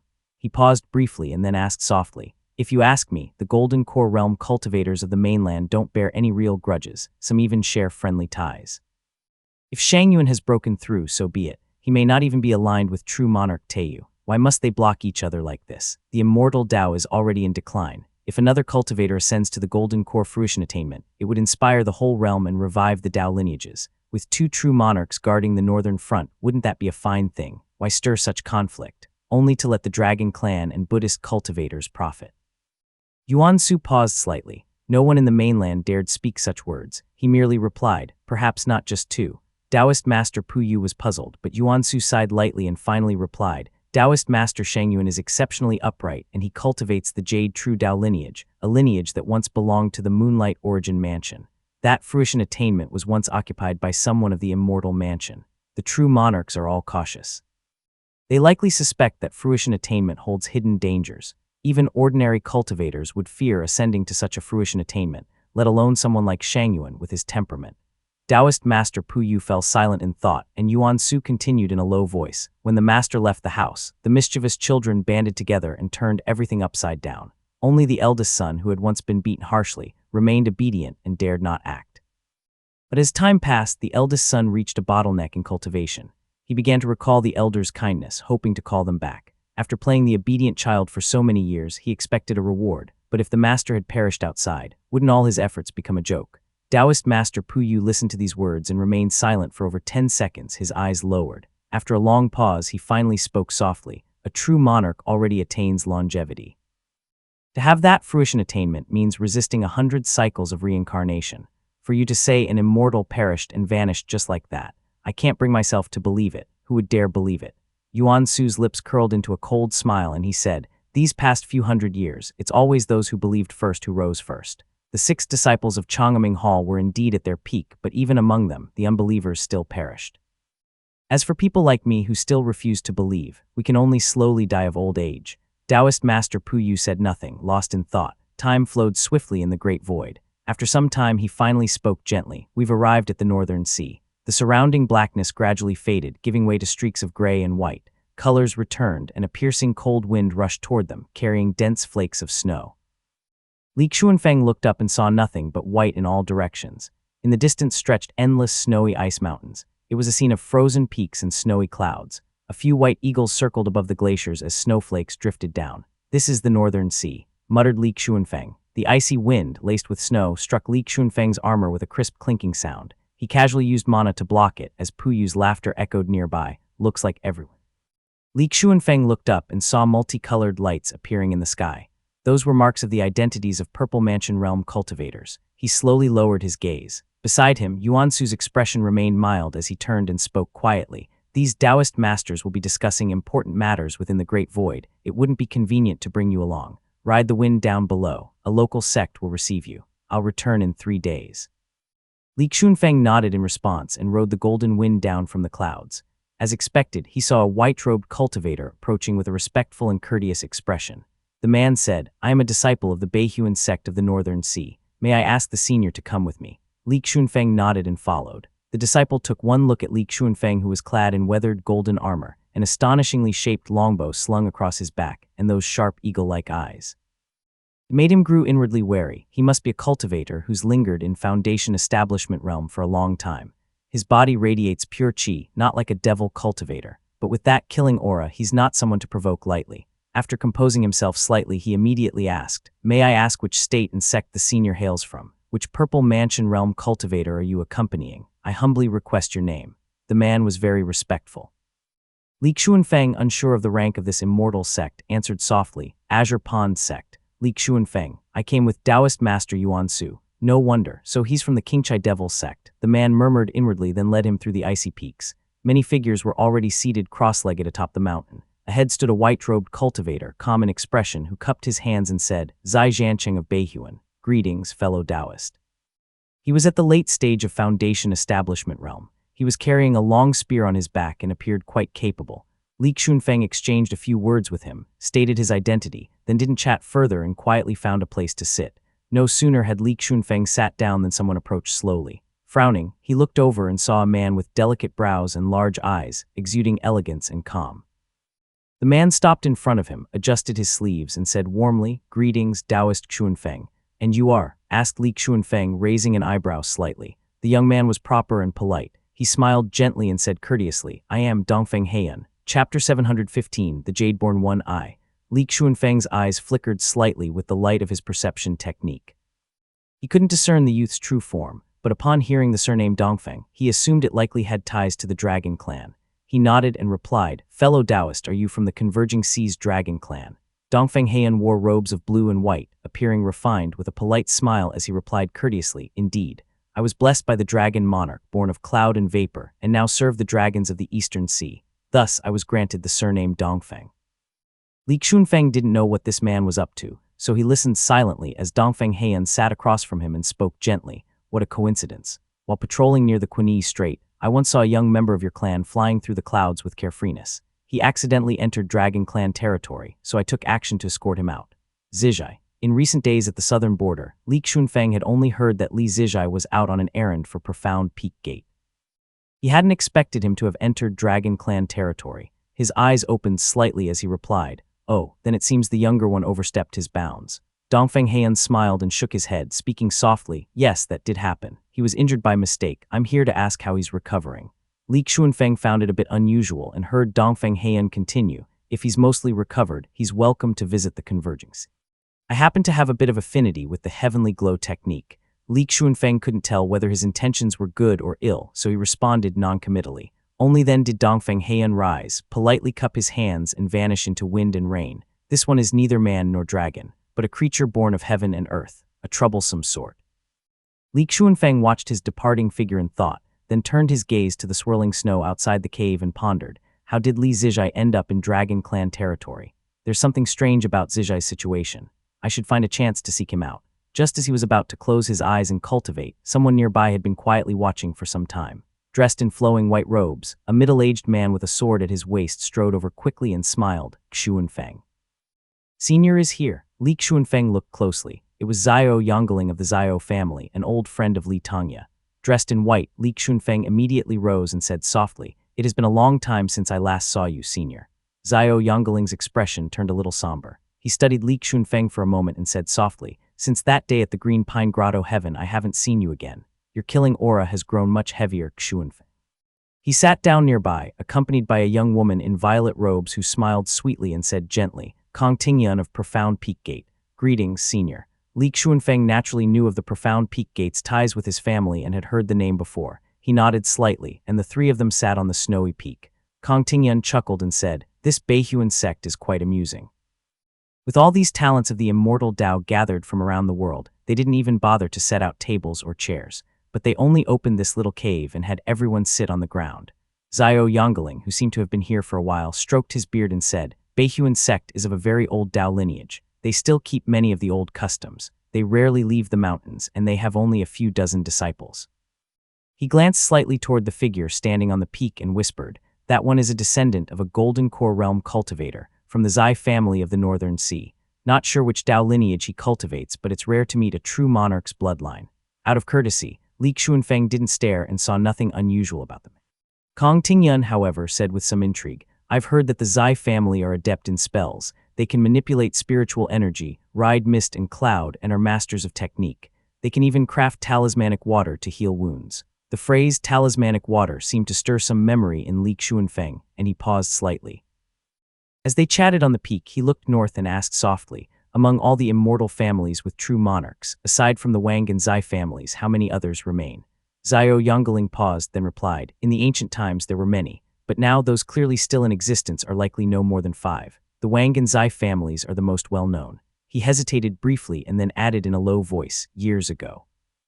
There were also the Li and Kui family of Longdi, the Ning State's Li family of Taoist master Donghua, and the Jing, Jai, Yang family of Jiangnan.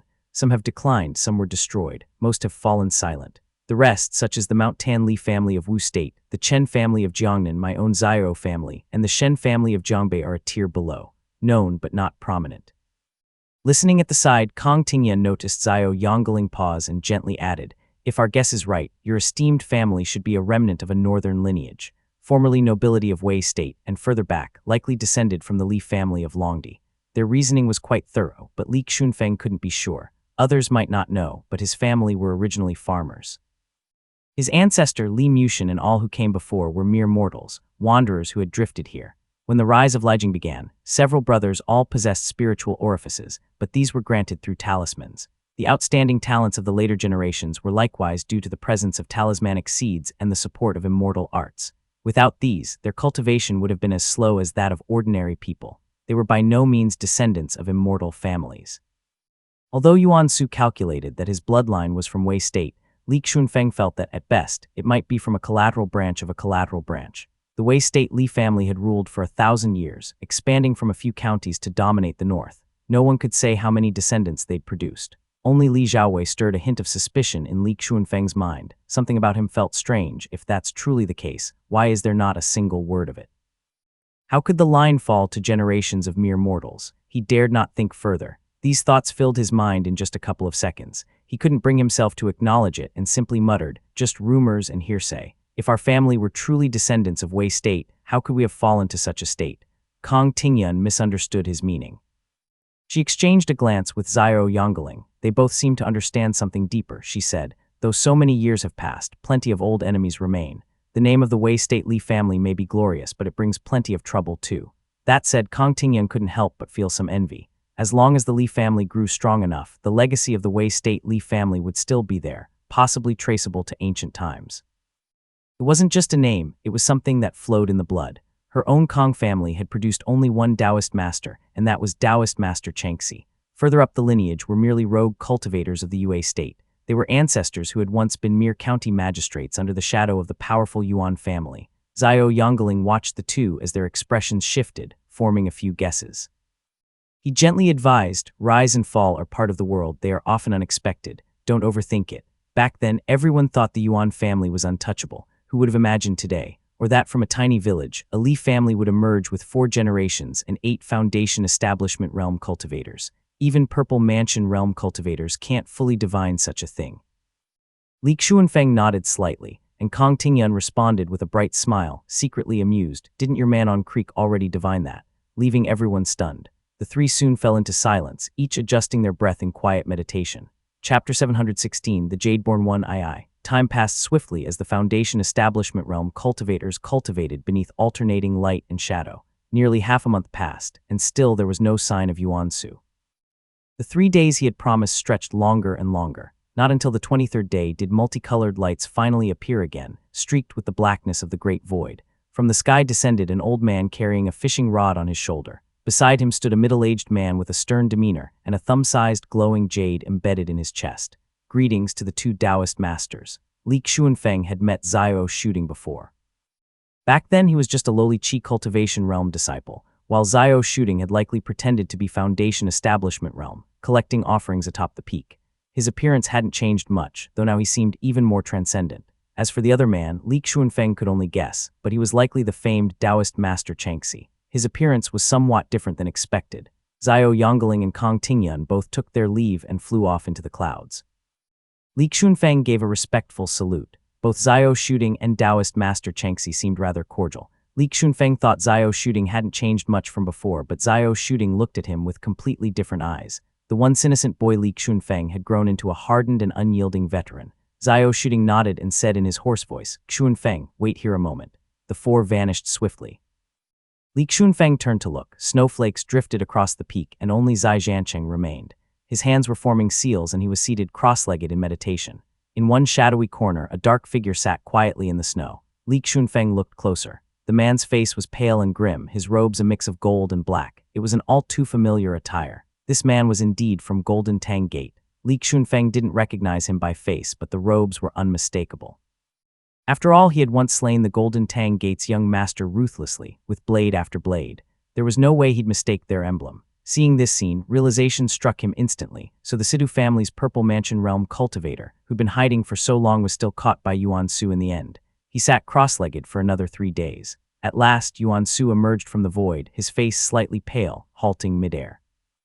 One of his hands tucked behind his back, the other holding a severed arm. Yuan Su's aura fluctuated, and the sound of bubbling spring water resonated clearly. His brows were tightly furrowed, and his expression was faintly grim. The peak was almost deserted. He took Li Xunfeng up into the clouds again and continued northward. After 10 or so seconds of silence, Yuan Su finally spoke in a cold tone. That old bastard could have hidden wherever he wanted, but to show up in the northern.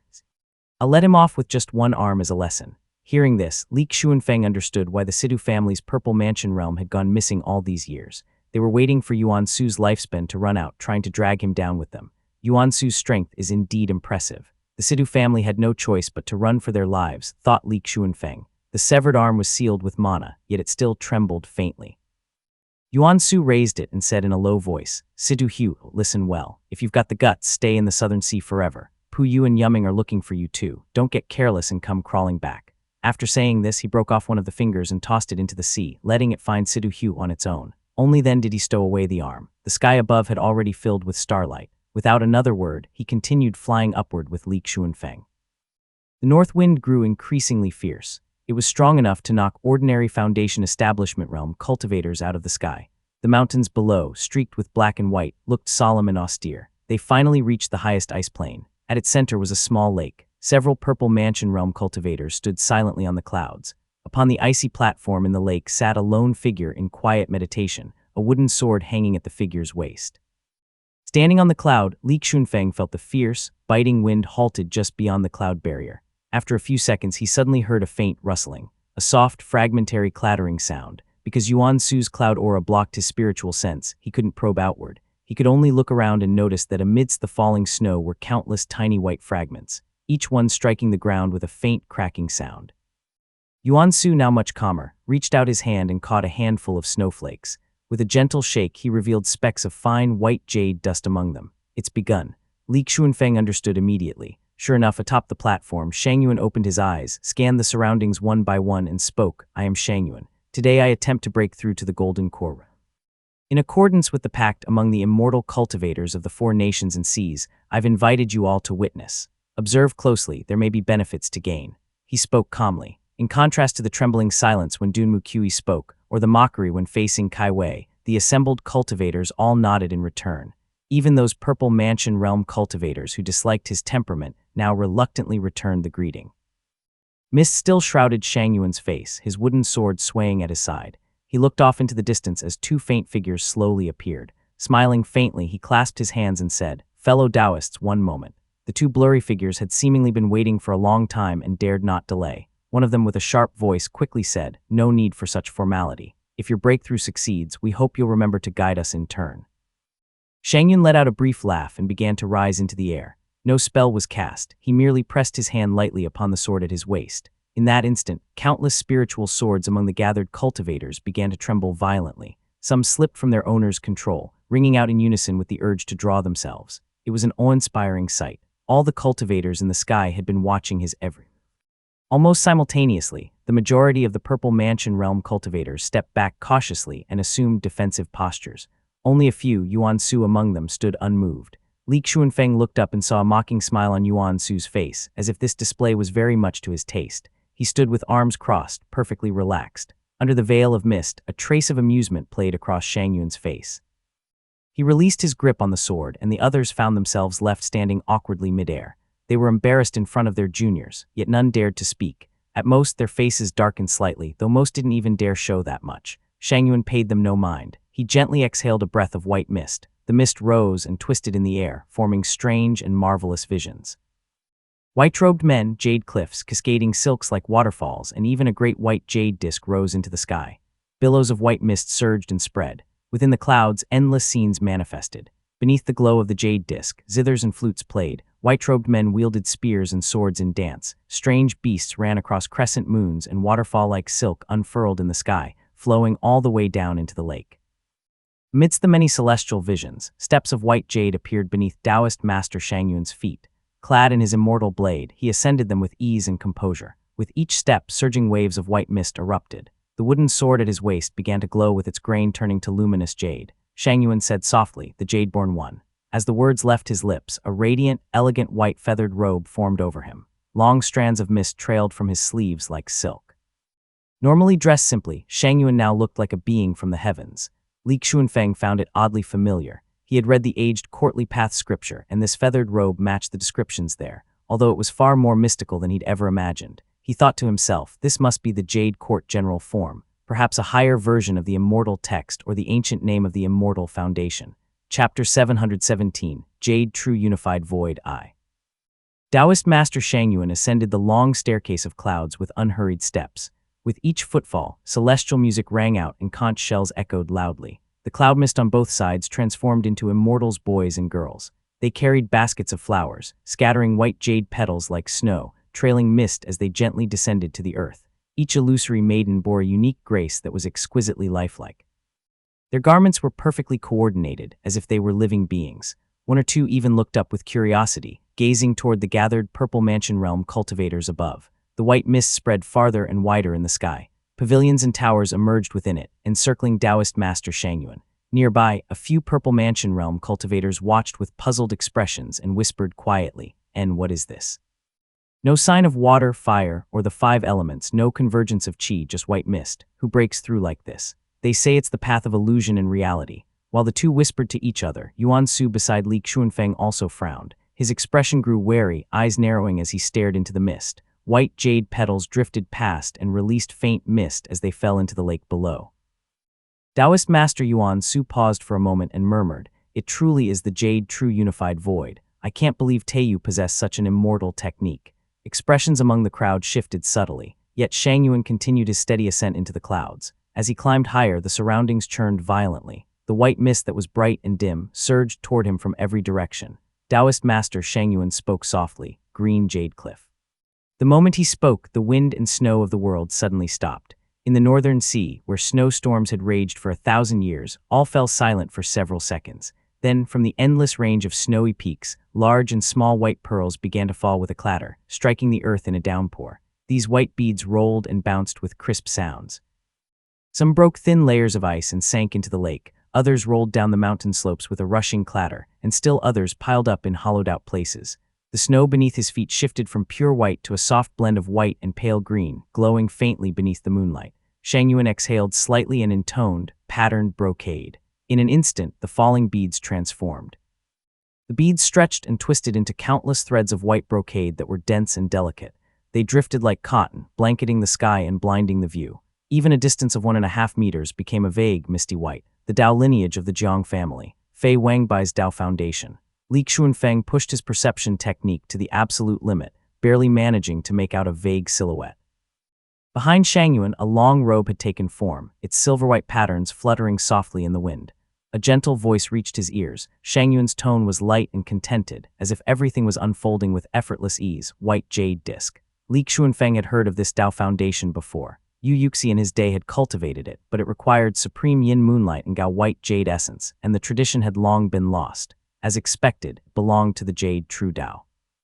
At that moment, the moon and stars in the sky dimmed completely, nearly blending into the night. In their place rose a brilliant and dazzling jade disk. The moment the jade disk rose, the falling jade pearls and silk-like rain in the sky ceased. Taoist Master Shangyuan sat cross-legged in the air with the gleaming jade disk behind him. He was like an immortal or Buddha reborn. The mist concealing his face finally dispersed. His features were handsome, brows long and gentle. But now his eyes glowed pure white, staring unwaveringly into the heavens above. He slowly turned his head, and white breath streamed endlessly from between his lips and teeth. Like waterfalls, the mist flowed from his hair and vanished into the air. Yuan Su watched in silence. Realization dawned in his gaze. Beside him on the clouds appeared the blue and white robed figure of Taoist Master Puyu. Puyu was full of astonishment as he said, "Marvelous, to think such a path exists. Incredible." This immortal art of Taoist Master Shangyuan's could raise everyone's chance of breaking through by at least half. If the ancient ways no longer apply, then one must seek their own nature. There's no need to cling to the 5 elements or the 12 immortal qi. Those who seek clarity, seek clarity. Those who seek illusion, seek illusion. Taoist Master Puyu's eyes gleamed, thoughts racing. He glanced at Li Xuanfeng beside him and murmured in praise. He is just about to fuse his divine ability, hence the signs of his immortal body's fragmentation. A true genius. This immortal art must have been crafted precisely for the Jade True Tao. Such perfect resonance. On the other hand, Shangyuan did not pause. Word by word, he intoned, "True Tao unification." In an instant, radiant white light surged. The cloud mist churned and rushed inward, converging around the bright jade disk behind Shangyuan, forming a vast white lake. At its heart, a luminous point of light began to take shape. The gathered Purple Mansion Realm cultivators stared in awe at the divine light, but Taoist Master Puyu's gaze passed over it and focused instead on Shangyuan himself. He secretly calculated, and faint traces of blood began to rise on his fingertips. Shangyuan subtly formed a hand seal, and streams of divine white light surged forward, striking the growing divine glow. Above the divine light, a phantom shard of white jade emerged, slowly materializing. As it condensed, it became more solid. Then it gradually began to fade into illusion again. Shangyuan's pale face regained color quickly. His eyes remained shut but glowed faintly like jade. His hands flickered between illusion and substance, and the white glow behind him surged and dimmed, struggling violently.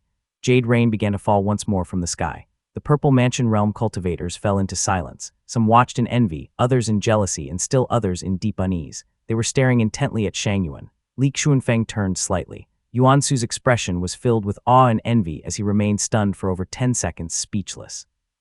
Beside him, Taoist Master Puyu stood silent, his eyes lowered, saying nothing. Li Xuanfeng waited for a few seconds. Taoist Master Puyu glanced his way, then subtly pointed downward. Li Xuanfeng looked down and saw a sea of pale green and white. Ice and stone had turned to jade and snow had become brocade. The entire northern sea ice peak had been utterly transformed into a green jade cliff from top to bottom. All the Purple Mansion Realm cultivators remained in an eerie silence. It wasn't until every trace of radiance faded from Shangyuan, his form returning to that of a simple white-robed cultivator, his sword reverting to plain wood, that the silence began to stir. He opened his eyes. He gave off a pure white aura. His body radiated a soft white glow. The stars and moon dimmed. Shangyuan's lips moved gently, and his voice echoed from the great void into the present world, carrying far and wide. I, Shangyuan, today in the Northern Sea have proven the Tao and attained the Jade True Unified Void Essence. I ascend to the rank of True Monarch. The foundation of Jade across the world is now established. It may serve as a ray, as pill, as exalted immortal law, as talisman, as seal, and as the cornerstone of the Jade True lineage. From the earth's veins, Jade shall emerge. The Jade True Tao may manifest in spirit items, spirit plants, and spirit beasts. My Tao shall prosper. I leave behind a sword mansion and Jade Cliff as legacy for future generations. His voice reverberated, mingling with the soft tinkling of countless jade fragments. No matter what relationship each Purple Mansion Realm cultivator had with him, no matter friendship or enmity, envy or admiration, they now bowed in unison and said, "Congratulations, True Monarch Shangyuan. We pay respects to the true monarch of the Jade True Unified Void Essence." Taoist Master Puyu, filled with emotion, turned slightly to Yuan Su and said, "True Monarch Shangyuan, this is a proclamation of immortal achievement, a decree as in the ancient immortal arts." Yuan Su gave a slight nod, lost in thought. Taoist Master Puyu sighed softly and muttered, "It's time to go." With this breakthrough, many things have now been decided. Within the mainland and across the outer seas, who knows how many cultivators will now be tempted to attempt their own ascension. Chapter 718, Jade True Unified Void II. Yuan Su remained silent. He bowed quietly toward Shangyuan, then stood gazing blankly at the lingering mist. Shangyuan tilted his head slightly, as if listening. Before him, something neither solid nor illusory faintly emerged. It resembled many things, a robe draped over his shoulders, a stone cradled in his palm, or even a void. Shangyuan lifted his eyes and stared straight into the empty sky. The clouds beside him parted, and 2 indistinct figures slowly materialized. One of them spoke, "Congratulations, exalted immortal." The second figure likewise bowed with utmost decorum, then withdrew a golden scroll from his sleeve. With a gentle flick of his arm, the scroll unfurled. The two held the scroll between them, presenting it to True Monarch Shangyuan. The one on the left produced a writing brush from his sleeve and said respectfully, "Exalted immortal, having transcended the mortal realm, we humbly request you erase your name yourself. We dare not commit such sacrilege." True Monarch Shangyuan slightly shook his head and remained motionless. The two envoys exchanged uncertain glances, unsure what to do when Shang Yuan said calmly, "I am not listed in the registry." "You needn't search." The two underworld officials looked at each other again, then put away the brush and rolled up the golden scroll. Only then did Shang Yuan wave a hand and say, "Leave quickly. If battle breaks out, you too may be harmed. Many thanks for the true monarch's compassion. We take our leave." Nodding repeatedly, as if granted amnesty, the two officials bowed deeply and vanished into a gust of ghostly wind, dissipating swiftly from heaven and earth. Shang Yuan slowly stood up. The white radiance behind him retracted into his body. He pressed his hand on the sharp green sword at his waist and said coldly, "Fellow Taoists, there's no need to wait any longer." At those words, all the Purple Mansion realm cultivators in the sky bowed their heads in unison. None dared to move or speak. Li Xuanfeng suddenly felt his entire vision fill with deep blue-green. The entire world seemed to have shifted. The sky is gone. The sun, moon, stars, and night sky had all vanished. In their place was a vast and endless ocean of jade-colored water. It stretched from east to west and was suspended overhead. Looking up, he could still see speckled island reefs floating above. This is. The sea above mirrored the snow-peaked jade mountains beneath his feet in the northern sea far below. Heaven and earth were now both ocean, the boundaries of up and down completely blurred. The endless jade sea above shimmered and closed in silently. Li Xuanfeng's eyes throbbed in pain, golden stars flashing before his vision. He dared not look any longer. Yuan Su had already grabbed his armor and forcibly turned his head aside, facing his own. Ning Tianxiao's right eye socket was completely hollow, with emerald-green seawater pouring from it. His left eye was also sagging, half-melted, dissolving into a pale blue mass. His entire face looked as though it had been splashed with water. Liquid green flowed down in streaks.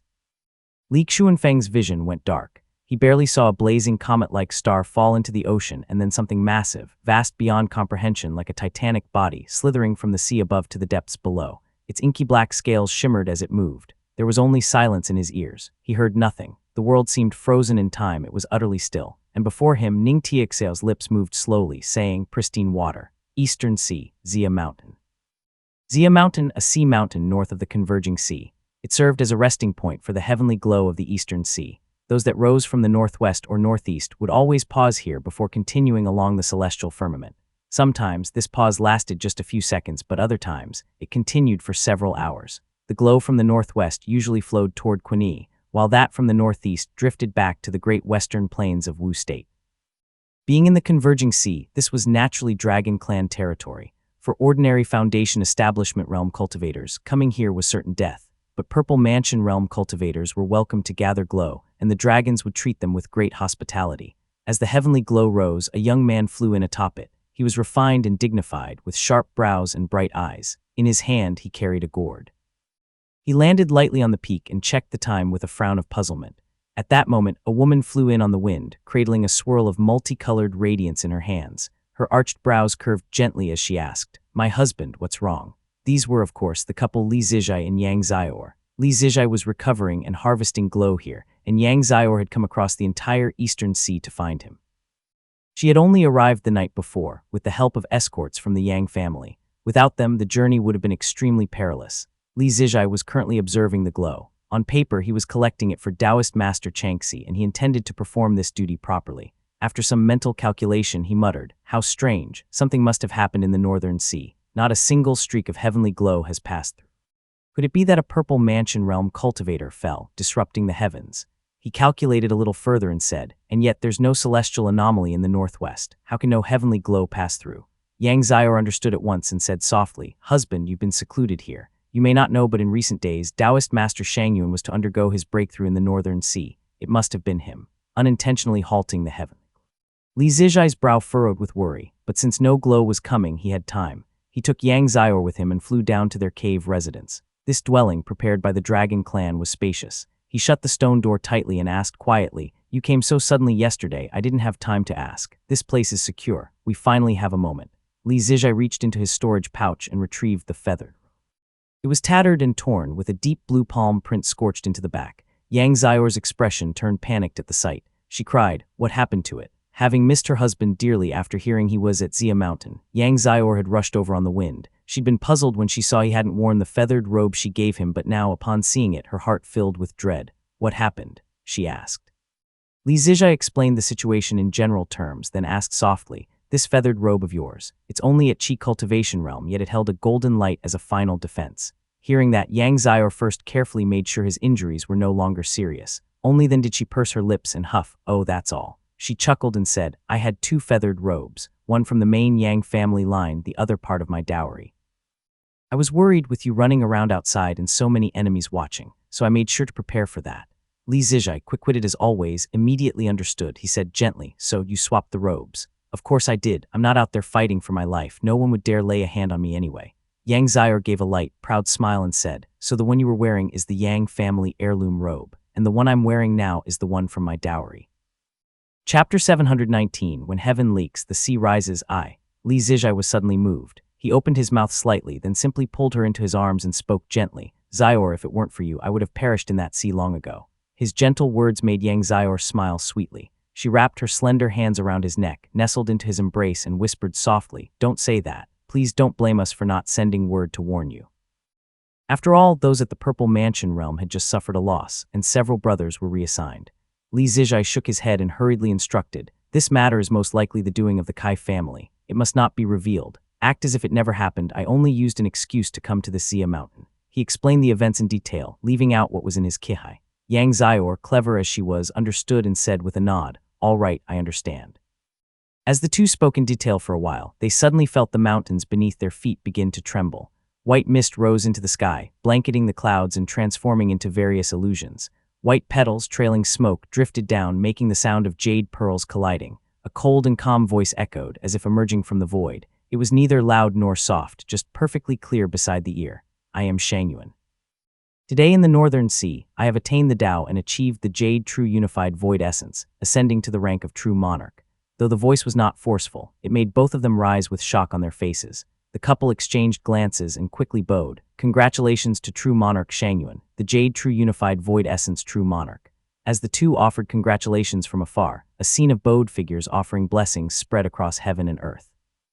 Not only were all manner of people and demonic creatures on Xia Mountain solemnly saluting, but cultivators across the mainland and the Four Seas also looked up, respectfully sending their congratulations. He has truly become a true monarch. Li Zijai sighed lightly, filled with emotion. The heavenly glow in his hand rose, still carrying disbelief. When he looked back at Yang Xiao, she too wore a shocked expression.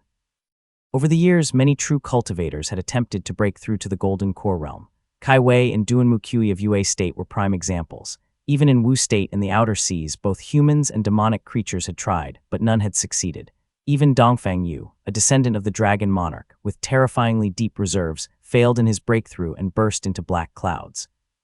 Though Shangyuan had long been regarded as the foremost of the Purple Mansion realm cultivators and drew the most spectators to his ceremonies in recent years.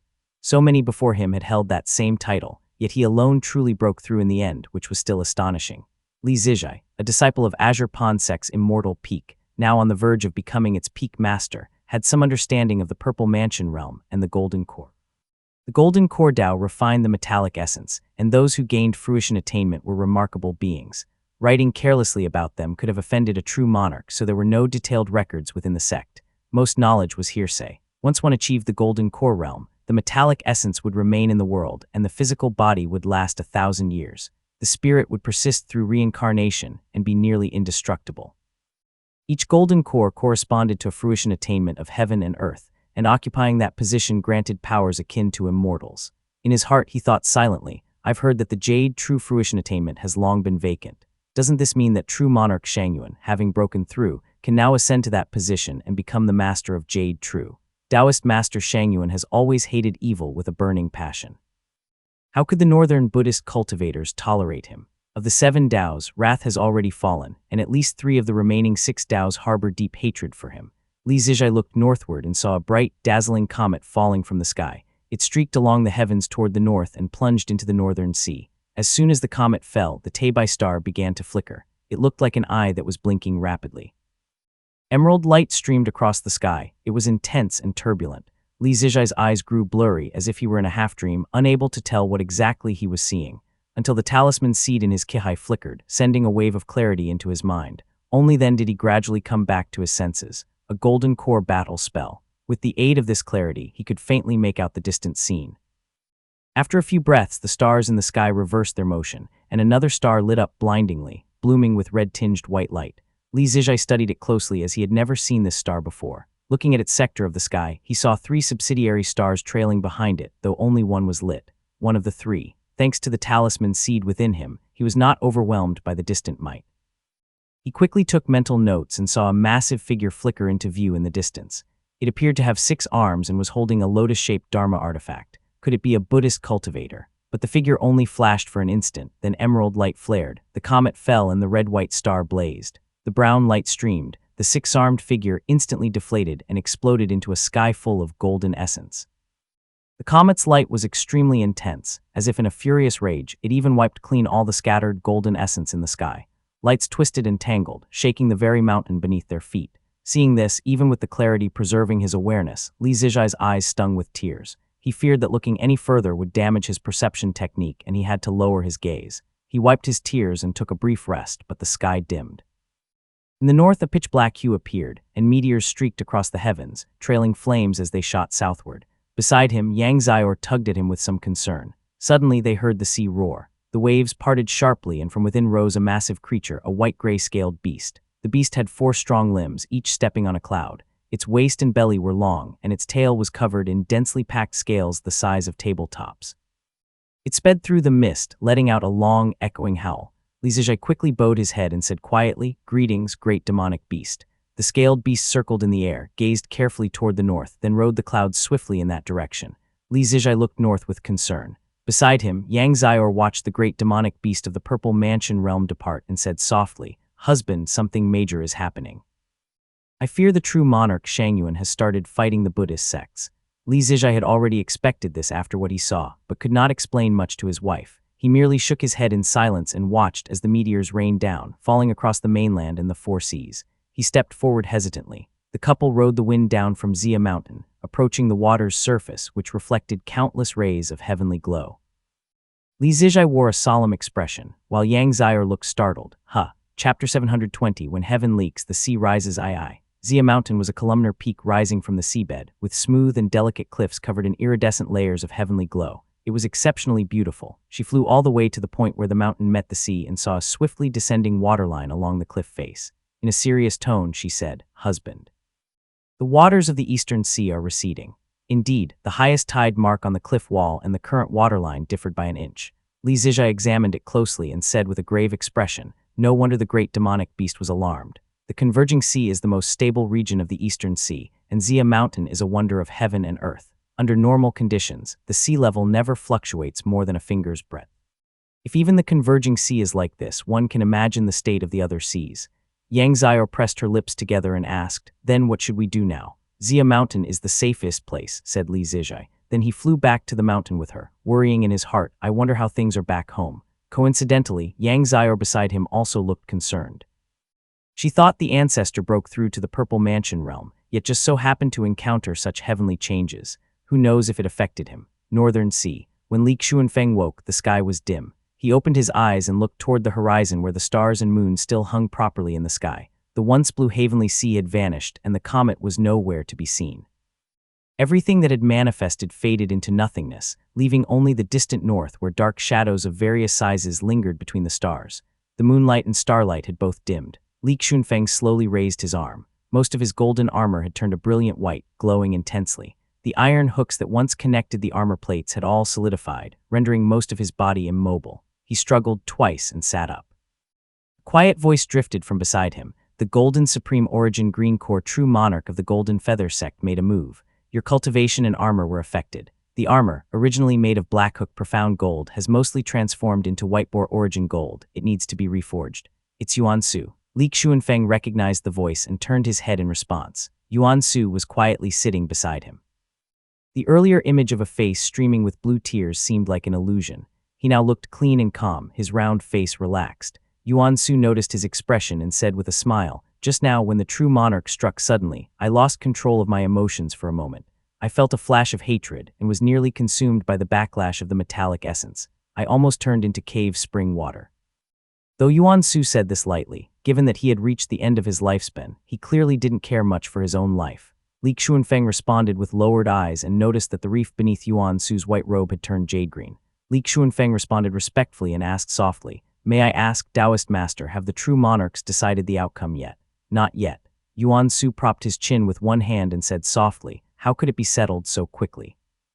Only a few of the true monarchs showed glimpses of their power and clashed briefly in the northern sea. He pointed toward a patch of darkness in the northern sky, signaling Li Xunfeng to take a look. Li Xunfeng squinted and saw the black voids of various sizes scattered among the stars which he had already found strange earlier.